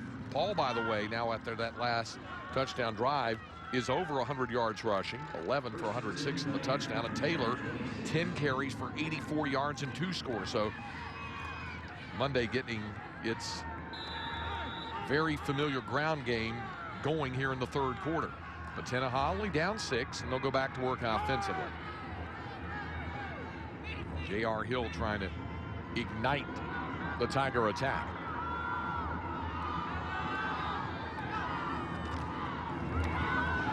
Knocked down L.J. Collier batting that one to the turf.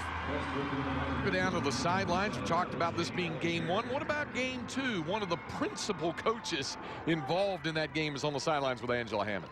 Thanks, Craig. I'm joined by Coach Rusty Nail, head coach at Mart. They're going to be playing in the 1A D1 state championship game against Stanford right after this game. Coach, I know you've talked about it. You have tremendous respect for Stanford, for their football history. Tell me a little bit about that. I know you met them deep in the playoffs last year as well. Yeah, I have an extreme respect, not only for their football history, but for their coaching staff and their community. They went above and beyond last year when our quarterback had the house fire on the morning of the semifinal game. And can't say enough for, I still get calls today with people checking up on us. And a lot of respect for everyone in that community. And Coach, Denarian Thomas having a fantastic year. Talk about his play, how he's going to fit into this ball game. He's a big player for us. He's a special young man, a great player. He has the ability to get us out of bad plays sometimes. So when we execute things, he's definitely a threat. And then when things necessarily, if we break down a protection or whatever, he's tended to make plays with his feet. So he's always a threat to go the distance. Well, thank you, Coach. Good luck in your game this afternoon. Thank you. Guys, back to you. Thank you, Angela. Rusty Nail has coached state champions as well. He knows what that's all about. The Mart Panthers and the Stanford Bulldogs coming up. Big run there for Chavez Gregory. And out hill to the air. Tipped, picked. L.J. Collier will take it in for the touchdown. Let's go on, dude! 35 yards for L.J. Collier to add to the Mogul lead.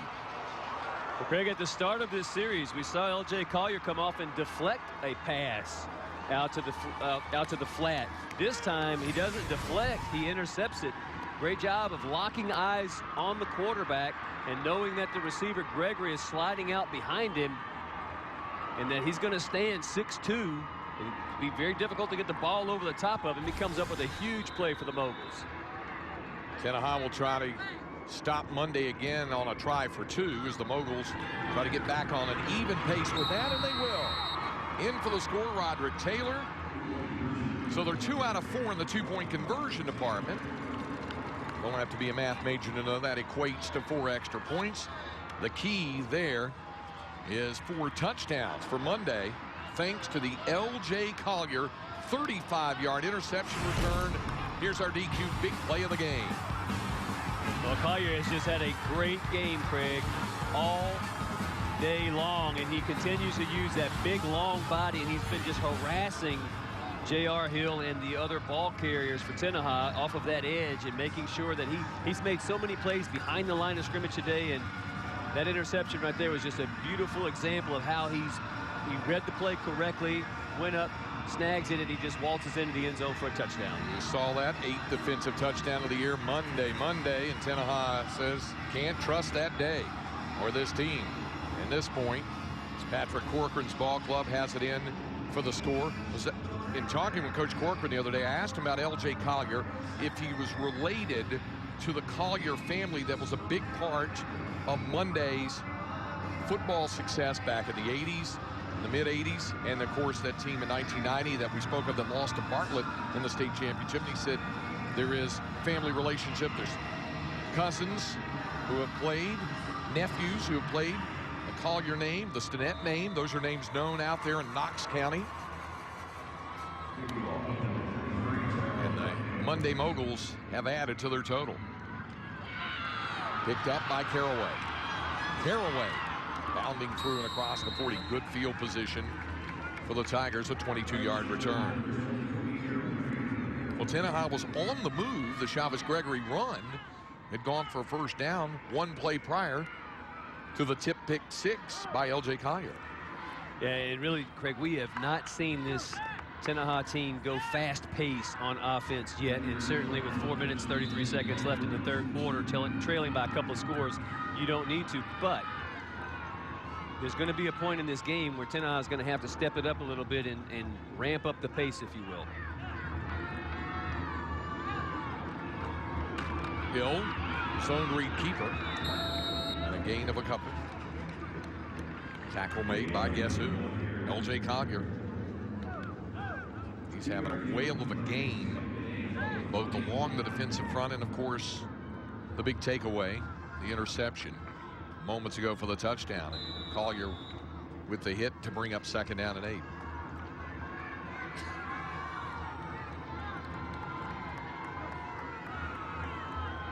J.R. Hill looking at Terry Ward for the play call.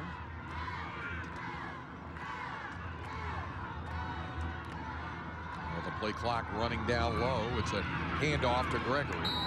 Across the 45 and out 48-yard line. Travis Gregory. Tyrone Dawkins, the tackle for the Moguls. Well, it's really tough sledding in the middle of that interior line. Jericho Thompson and Xavier Bulliner. Of course, L.J. Collier having a huge game. But that defensive front for Munday, Craig, is seemingly like they're kind of settling in, if you will, and making the going very difficult for Tenaha. 3rd down 4, and movement in the line is going to stop play. Pass went downfield, but it won't stand. There's been a bevy of 5-yard penalties for both teams today, going back and forth. This is going to be an offsides call. And you see it. Offsides. Defense. 5-yard penalty will result in a 1st down. And the call there is there was contact made in the encroachment, and that's why the play was stopped, not just your garden variety offside penalty free play for the offense. Because as you said, Davis caught the ball downfield and he was in bounds, but because of the contact, it will just result in the 5-yard mark off, but it does result for the Tenaha Tigers a 1st down. From the Munday 47. It's the late stages of the 3rd quarter. Munday up by 2 scores. The 2 touchdowns here in quarter number 3. Gregory surging forward for a gain of 3 or 4 yards. Xavier Bulliner, the tackle. And good job of Gregory running behind the blocking of Derek Jones. We mentioned those 2 freshman linemen, Campos and Reed, for the Tigers offense. 2nd down, 7 yards to go after the 3-yard carry by Gregory to the Munday 44-yard line.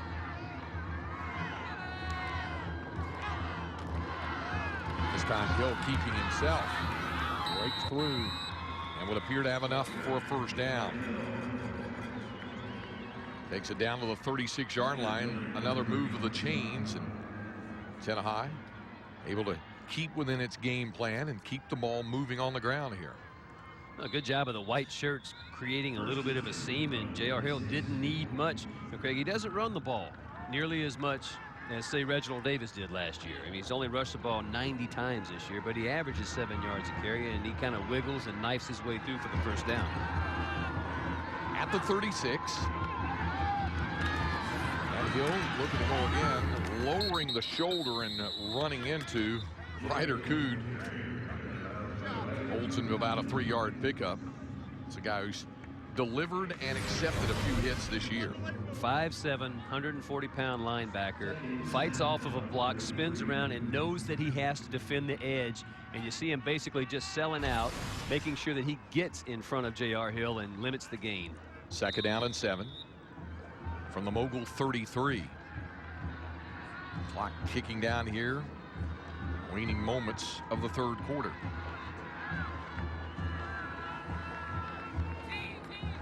Hill making sure of the play call before getting the Tigers aligned. And looking to throw. Downfield, a lot of purple jerseys there, including Roderick Taylor with the interception. Taylor upfield and a blocker in front. And there goes Taylor, 1 man to beat. And he'll be forced out of bounds by Hill. That's a 51-yard return by Roderick Taylor. There is a flag down on the opposite side of the field.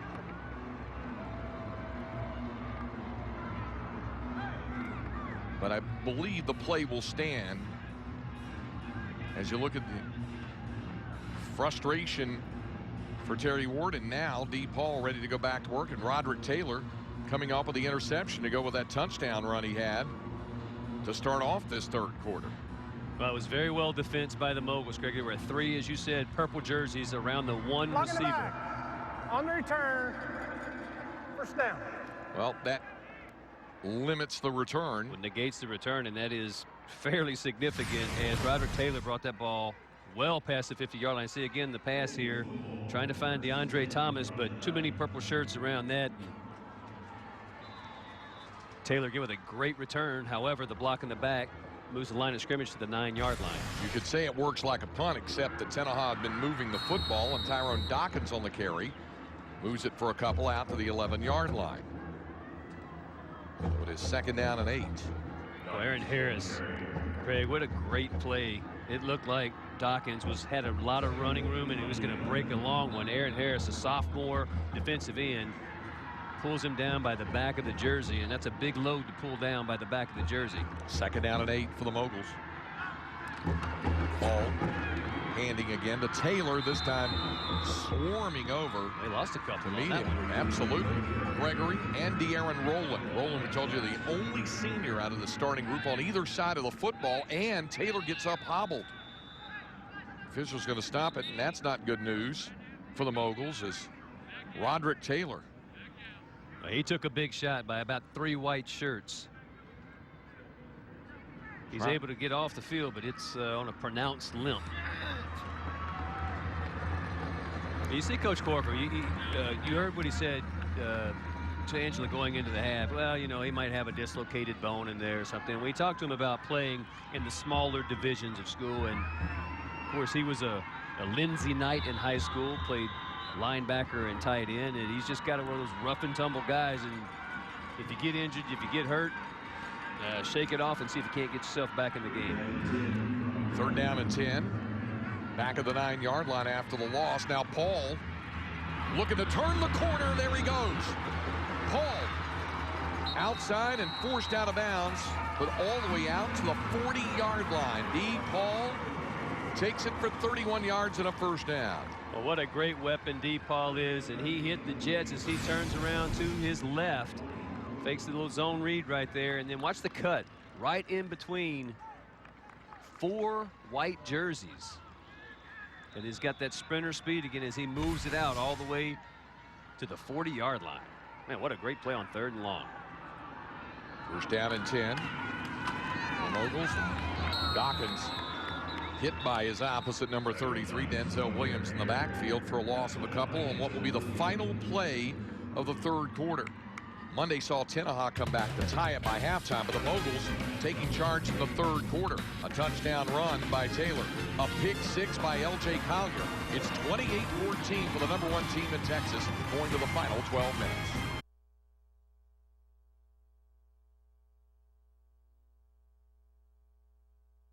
Fans of the Big Purple hoping that the Moguls can go on to bring the state title home to Knox County. We begin the 4th quarter of the 1A Division II State Football Championship. Craig Way, Shea Walker, Angela Hammond, and our Fox Sports Southwest crew. Off the snap there on 2nd and 12, excuse me. How about the ball handling there by Paul? Kind of high and over that left shoulder. Does a nice job of snagging it and picking up positive yards. 7 to be exact, and it's now 3rd down and 5.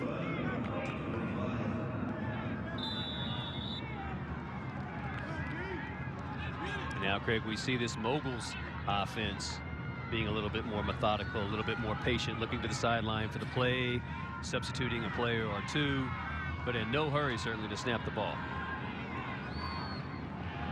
3rd down and 5 at the 45. Out of that direct snap, here's Paul, the shotgun moving out to the right side and breaks free. Paul to the corner and into the end zone. Fancy move and into the end zone, a 45-yard touchdown run.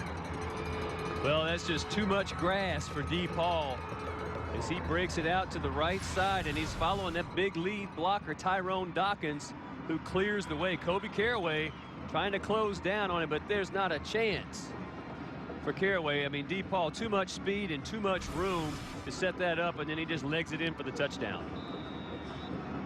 Around the corner after that 55-yard touchdown run The Moguls move at 91 yards in 6 plays in just over 2 minutes. Into the end zone, the 2-point conversion run by Tyrone Dawkins.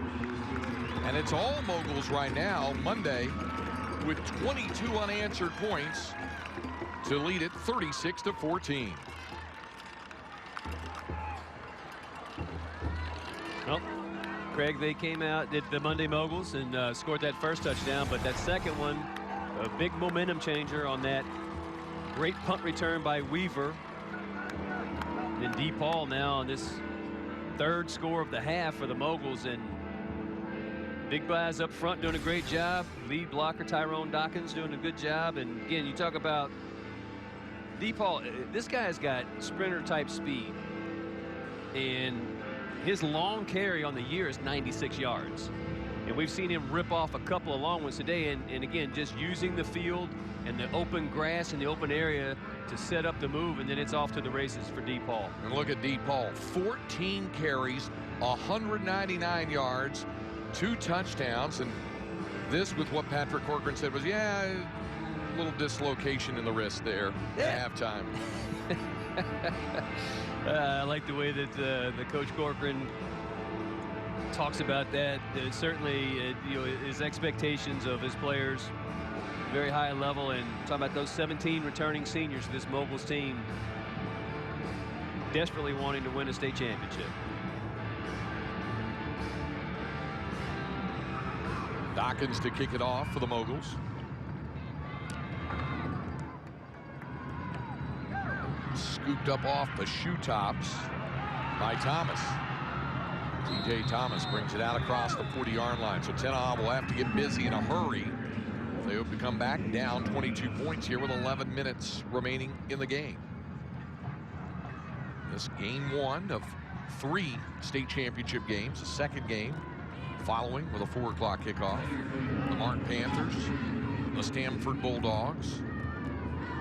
Stanford just up the road from Munday. Martin down in the Super Centex region, Central Texas. And then tonight, the 2A Division II state championship. East Bernard, the Brahmas, against the Mildred Eagles near Corsicana.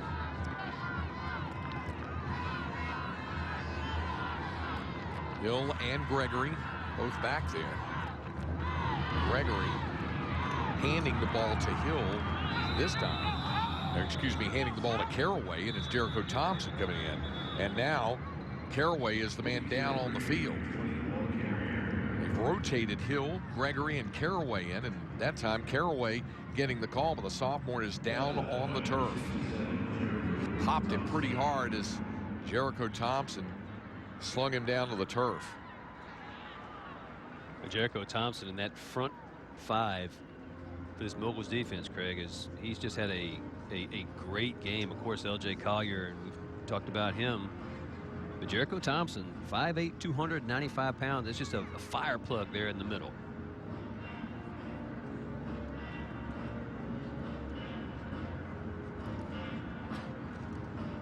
Well, Kobe Caraway down on the field right now. Training staff will attend to him. We have a timeout here. Well, now Caraway is helped to his feet. He was writhing a bit, but he is back up now, and a good sign there, even though his head is down as he walks to the sideline. Watch, the head hits the turf pretty hard here, Shay, right here. And it's just, he's kind of, again, very awkward, and you can see immediately he goes down, and obviously in a lot of pain there. 2nd down and 9 for the Tigers.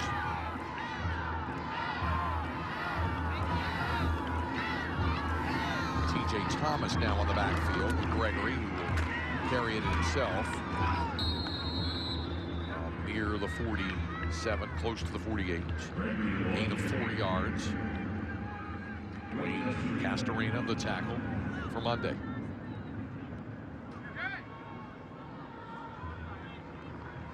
The defense has really stiffened here in the second half after Tenaha was able to have 3 significant drives in the first half, 2 of which ended up in touchdowns. The other stopped inside the 5-yard line. It had actually reached the Munday 4, and then a couple of penalties moved the Tigers back, and they were unable to cash in anything. And on 3rd down, Gregory from the shotgun for Tenaha. Keeping it himself, across midfield, and has a 1st down. Dawkins with the stop. Tough physical run, Craig, by Gregory as he goes into the teeth of that defense, and he gets hit short of the 1st down marker by Dwayne Castorena and Tyrone Dawkins, but strong enough to pull those guys forward for the 1st down. Clock moving now, and Tenaha needing 3 scores. Chavez Gregory, the junior, settling into the quarterback spot now. J.R. Hill playing most of the 1st half, although Gregory was in at quarterback on a few snaps, and Hill also on snaps here in the 3rd quarter. But Gregory here in the 4th quarter takes it inside the 40-yard line. Dawkins the stop. Gain of 8 more yards down to the 39, and it's 2nd down and 2. Well, this is kind of the mano-a-mano time of the game where offensively for the Tigers, you see Gregory taking the snaps. He's not attempted a pass in the season, but yet you got him back there at that quarterback position, does Coach Terry Ward, and you're thinking that you've got man coverage out on the outside. You may want to take a shot downfield, but is Gregory going to be the guy to throw it out there? Well, he's still looking to run, and he's got enough for the 1st down. Inside the 30 to the 35-yard line. Collier on the tackle. He's down. He went down a little awkwardly, Greg. Slow to get up. They've taken some hits. Now over 100 yards rushing on 20 carries. Cowboys Stadium here in Arlington, Texas. Game 1 of 3 state championship games to be played today, and the first of 3 straight days of 3 state championships per day. Craig Way, Shea Walker, Angela Hammond, our Fox Sports Southwest crew with you from the home of the Dallas Cowboys and the home of the UIL State High School Football Championships. This is the 1A Division II state championship. Munday trailing, or Tenaha trailing Munday, as keeping it on the ground is Chavez Gregory. Jake Myers the tackle. Tenaha, the state champions of a season ago, beating Munday. But now the Moguls looking to return the deed here in Arlington this time around. Munday #1 in Texas all season long. A perfect 14-0 coming in. Tenaha at 10-4. The Tigers were actually 1-3 early in the season, playing a very difficult non-district schedule. Downfield, there's a pass, and incomplete as Gregory was going to the air for Keontae Davis. You mentioned that Chavez Gregory had not thrown a pass all year long. Why not throw one in the state championship game? Yeah, well, he was trying to find Keontae Davis, his wide receiver, who had man coverage by Garrett Weaver, but Weaver doing a good job of going up and deflecting that ball, using that left hand, elevating a little bit over the top of the receiver and pushing it away. Davis wanting the interference penalty, not going to get it. 3rd down and 7 for Tenaha. And J.R. Hill back in at quarterback in this obvious passing situation for the Tigers. Both teams have been pretty decent on 3rd downs, especially the Moguls at 50% this afternoon. Hill to the air, incomplete, and 4th down coming up. As he was trying to go to Tyree Barnes. And now 4th down, and obviously Tenaha will go for it here with a little choice. Down 22 points, Barnes unable to hold on to the football. You got to believe Coach Ward was thinking 2-down territory right there, because that pass completion, had it been complete, would not have been enough for the 1st down, but certainly making it a 4th and 2 or 4th and 3 instead of 4th and 7. Now Tenaha needing at least 7 to keep the chains going and the possession alive as well. The Tigers want to talk about it here. With 7 minutes, 12 seconds remaining here in the 1A Division II State Football Championship. It's Munday, closing in on the state title.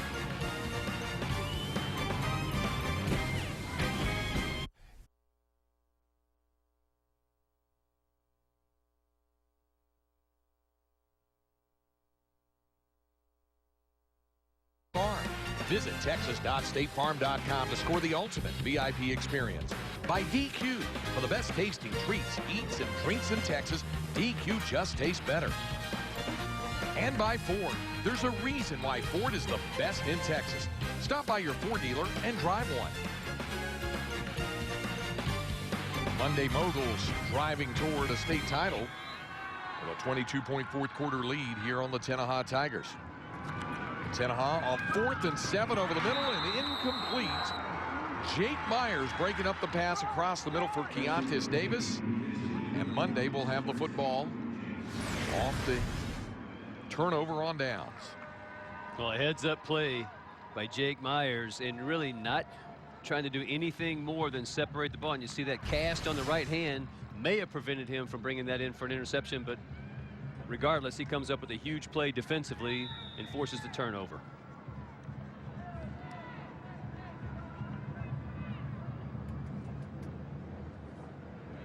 So the Moguls start from their own 32-yard line. And just looking to run clock, keep this thing going toward the end. DePaul now over 200 rushing yards this afternoon as he picks up 4 there. He was at 199 going into this possession, and DePaul is over 200 rushing yards today. And it doesn't look like much on that particular run where he goes over 200 yards, but earlier in the game, I guarantee you, he would have tried to bounce that out wide and get outside, but possibly get pushed out of bounds. The senior made the right decision and the right move to eat up a little clock, pick up a couple of yards, but keep the ball and the clock going. Second down.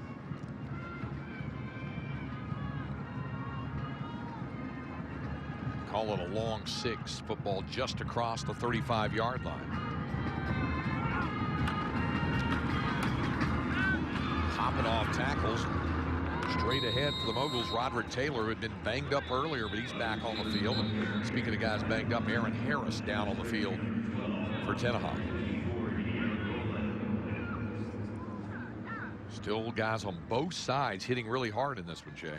Well, and you think about when you get down toward the end of the game, I mean, a lot of these guys going both ways. Very difficult. Harris only a sophomore, just a young kid. I mean, a really, really young team for Coach Ward. And we talk about 2 freshmen starting the offensive line. The roster and the 2 deep is littered with sophomores, but it's good to see Harris able to get off the field under his own power. But it wears on you. Yeah, difficult to imagine this Tenaha team not being back in contention over the course of the next couple of years here with all of the sophomores they have.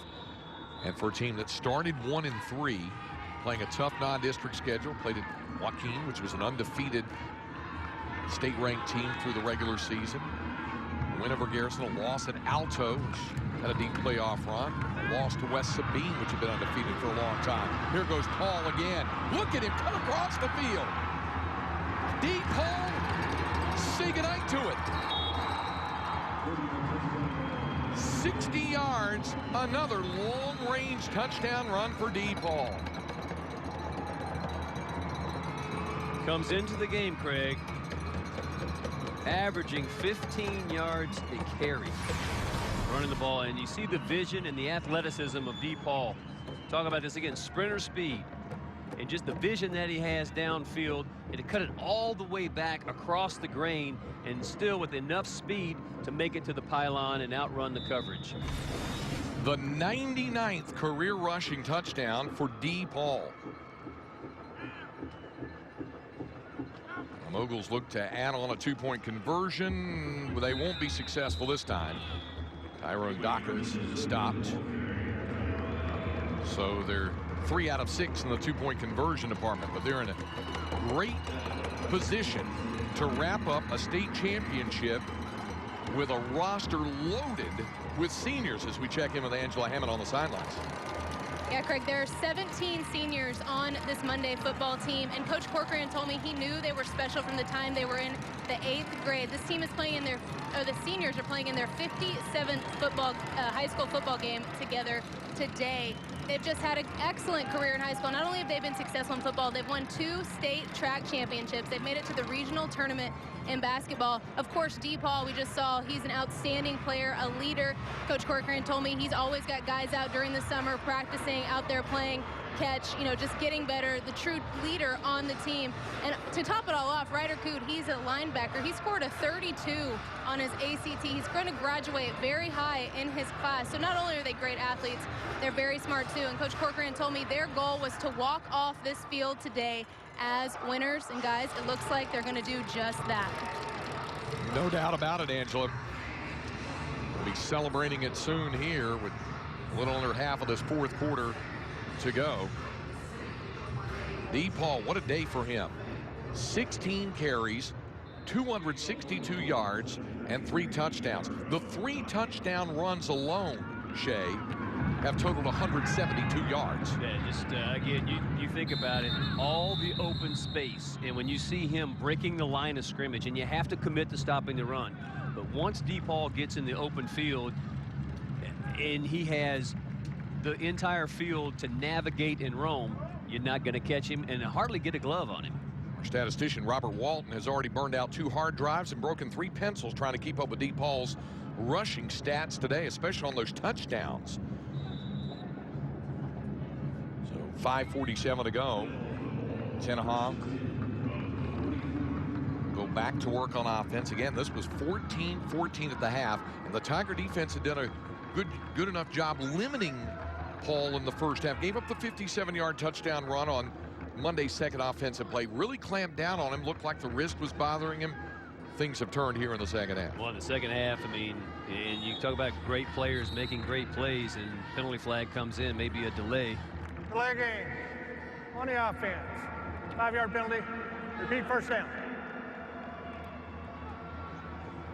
And really, Coach Corcoran was telling us when DePaul started to settle down and just make plays instead of trying to make the heroic or the great play, he said the Moguls offense really started to click, and just it's the patience that you see, and then when you see the seam and you have an opportunity to exploit it, I mean, there's really none better than DePaul. Caraway trapped in the backfield, then trying to surge it back forward. Ryder Coote on the tackle. It's a 2-yard carry. So bring up second down and 13.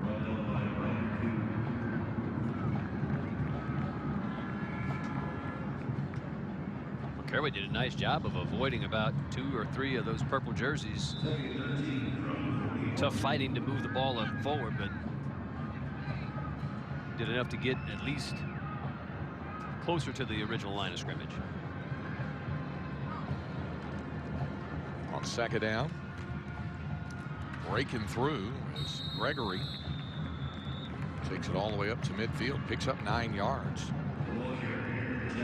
Nice physical run there by Gregory as he runs through the arms of Jericho Thompson, and Thompson has been an absolute force in the middle of that defense for Munday all game, and Gregory just runs right through the arm tackle and makes it a close to convertible 3rd and 4. But the clock not a friend for the Tenaha Tigers at this point, Craig. No. Time grows short now.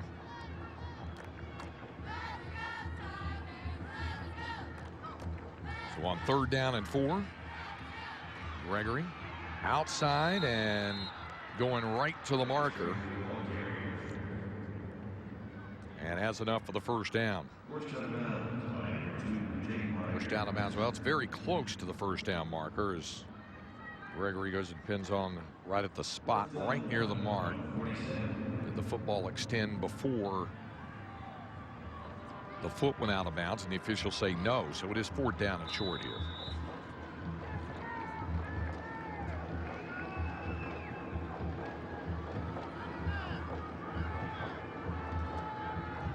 So on 4th down,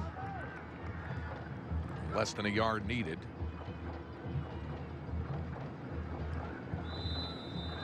Timeout going to be called by Tenaha to try to figure out what they want to do here. Tenaha. So it's a 42-14 lead for the Munday Moguls. Speaking of the Moguls, here's our Ford Built Tough Player of the Game.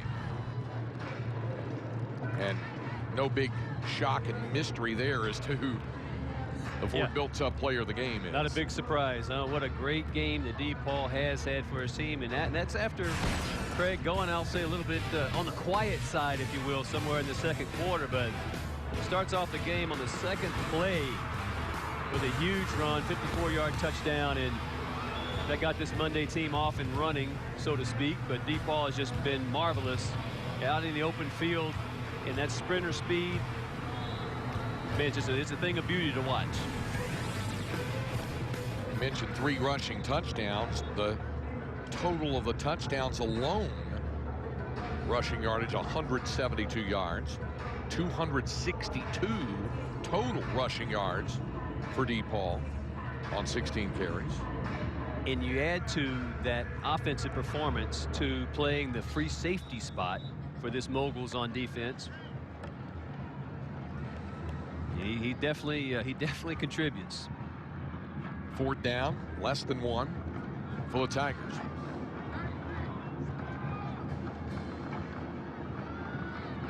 Gregory remains in at quarterback now. Keeping himself, and had the football pop out, and yet it's good. It should be enough for the first down. Let's see. It popped out and into the hands of J.R. Hill. Let's see where they spot it. We see Gregory go here, and just had it squirt right out, or was he trying to get rid of the football when it came out of his hands? Well, the beanbag came out, which is the indication of a fumble, but the spot again is going to be critical. Well, from where they put down the ball, it does not look like it's enough for the first down, but it's very close.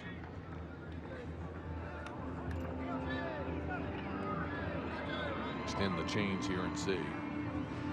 And it is not enough. It'll go over to Munday.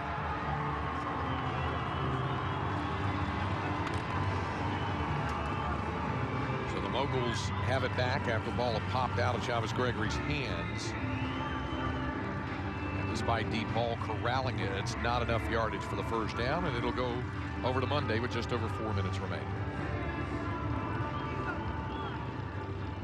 Tough go there for Gregory, who stays on the field at outside line. 4th down fumble. Fumbler lost the ball short of the line of gain, so the ball goes over on downs.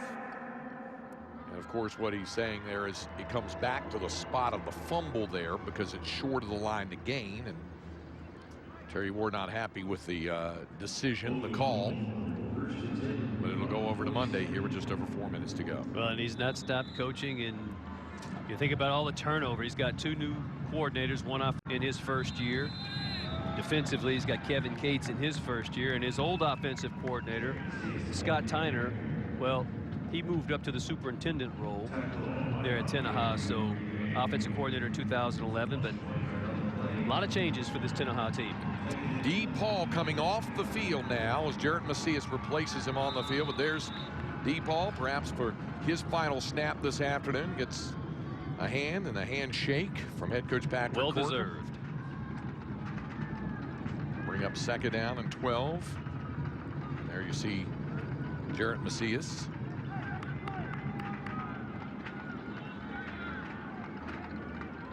On 2nd down. It's actually going to be Ryder Dillard who checks in now to play at, or Alfonso Nunez, who comes in at quarterback now. A couple of different jersey numbers listed there, and it's Nunez coming in. Paul, a chance to enjoy it. Well, I don't know that Coach Corcoran knew who he was going to send in for quarterback anyway, Craig, so he told us about the difficulty of making that decision.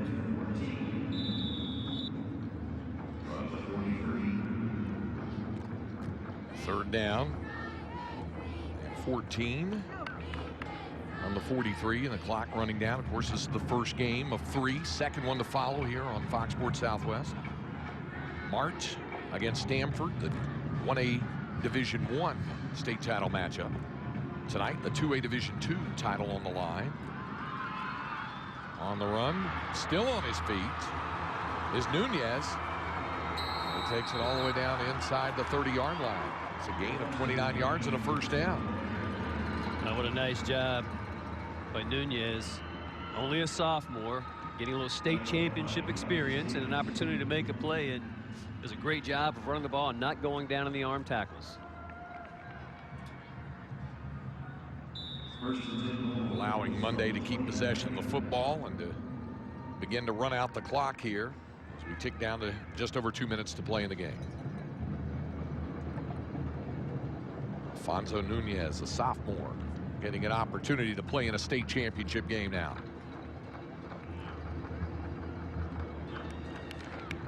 Nunez, designed keeper as well, and again breaking off tackles. Takes it inside the 20 and very close to another first down.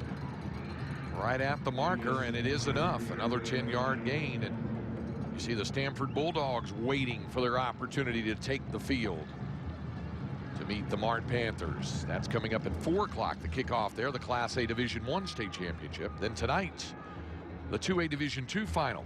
Mildred Eagles, East Bernard Brahmas. The Brahmas, the conquerors of defending state champion and #1 Refugio, who had been blasting people. And Refugio had East Bernard down 10 points. And East Bernard had 41 unanswered points to win that game in the playoffs. And the Brahmas have not looked back. Well, Stanford and Hagan Hutchinson, the first team All-State quarterback. Ought to be a great matchup against Mart. No question about that.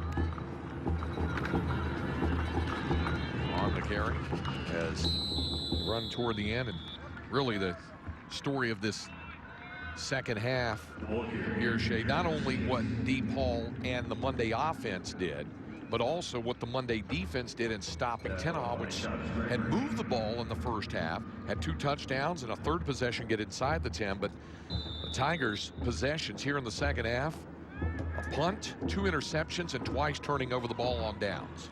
Well, and you talk about that, and also the special teams play. Garrett Weaver on that return early in the third quarter, setting up this Moguls offense for just a dominating second half. Under a minute to go, and Nunez, sophomore, would love to have an opportunity to score in a state championship game as Munday keeps it on the ground, keeping the clock moving. Nunez is thinking about moving toward the end zone, picks up 11 yards. And DePaul wants him to get in the end zone as well. Here they say, we'll be back. Of course, he won't be back, but nope. Be off to play college football, but the Moguls going to lead it wire to wire in the, not only in this game, although they were tied at the half, but leading all season long for the timeout state rankings. Get on. It's the third and final timeout. Tigers use their final timeout here with 30 seconds to go. Munday has been the top-ranked team in Texas from the start of the season. Preseason. All the way through. All the way through, yep. That's a difficult thing to do, lead wire to wire in the AP Top 10 poll. Look at any of the other classifications, and that hasn't been the case. No team has gone wire to wire this season in any other classification. Munday is about to do it here. Well, we talked about them being in the state championship game last year, 17 seniors returning, and they really just got better, Craig, through the spring, through the fall. Angela, of course, talking about the summer workouts, and while we're talking about the guys, you know, B.J. Arroyo, the senior center, 5'7", 183-pounder, a first-team All-State player for this Moguls offense, and doing a nice job of keeping DePaul upright and making sure that he gets the ball in the right play snaps. But you talk about it kind of top to bottom, really, this Moguls team is outstanding. And you mentioned it, Shay, last year, Munday, taking on Tenaha in the state championship game, and it was a tough day for the Moguls because they had trouble stopping that guy. Well, they ran into a buzzsaw in Reginald Davis, who just had a monster game for Tenaha. See here on a punt return that he takes in for a touchdown, but it's a very impressive performance by Reginald Davis. Well, it won't matter now because Tenaha had the state title a year ago, but this year it's Munday that's going to get the state championship. And they will take home a state title back to Knox County. The Knox Prairie region has another state championship. The Munday Moguls win their 3rd overall state title. They're the 2012 Class A Division II state high school football champions. Patrick Corcoran getting a chance to celebrate the end of a long ride, being #1 and being the target all season long, but they fulfilled their destiny in claiming the crown. Well, and really a very dominant performance today, and they played well as a team, and defensively, you kind of talk about setting the plate, if you will, and you think about what L.J. Collier did up front and Jericho Thompson. I mean, they were absolute forces, and they really made the going very difficult for the Tenaha offense. And really, as you said, Craig, earlier, they didn't get into a very good rhythm until they started dumping out with the quick passes. But then you have the secondary converging with Roderick Taylor and Garrett Weaver, and Ryler Cood had a big game. You could go down the list, and the starters for this Munday team played outstanding. Always the show of sportsmanship for the Moguls. There's a guy who had a big performance this afternoon. L.J. Collier tackles, and then, of course, the tip drill interception, which may have really started to give Munday the separation. They had reclaimed the lead on the touchdown run by Roderick Taylor to go up 21-14, but it was Collier's tip drill pick, and he pulled it in to take it in for the score, game a 2-touchdown lead, and then D. Paul 2 spectacular touchdown runs after that. Well, and you see the coaches there from Tenaha giving D. Paul congratulatory pats on the head, and you know greatness when you see it. And he has certainly been a fantastic player his entire career at Munday, and deservedly walks off the field as the MVP of the game, and fortunately for him and the Moguls with the state title. So a chance for Munday to celebrate it. They had the banner ready, did the Moguls, to celebrate their Class A Division II state championship. So they'll line them up and then present the runner-up trophy and then the state championship trophy to Munday. But let's go down to the field to Angela Hammond. Well, guys, I am standing with some of the players on the championship Munday team. Right now I'm talking to D. Paul. D, incredible game. How special is this victory for this team, and particularly this group of seniors? You know, it's real special. We dreamed about this as soon as in the 7th grade, and, you know, just to bring this back to our community and do those things, you know, it's a great win for this ball club, and I look forward to coming back next year. Now I'm going to move on to LJ. LJ, you made an unbelievable interception in the second half. That could be arguably the play of the game that really changed the momentum, really got your team going in the second half. Tell me about that play. You know, from the way the quarterbacks were and stuff, I'm so excited. I don't even know what to say. It was an incredible interception. What was going through your mind after you scored? I mean, you took it back for a pick six. You know, I just couldn't believe I caught it. It was crazy. That was an unbelievable interception. We'll move down to Roderick. Roderick, you had a great game, obviously running the ball a lot. Talk a little bit to me about, was that the strategy of the game? Not a lot of passing. Yeah, that's our strategy every game. We just come in and try and run the ball, and, you know, that's what we do best is run the ball. That's what we came and did. We didn't change up our game plan for this. So.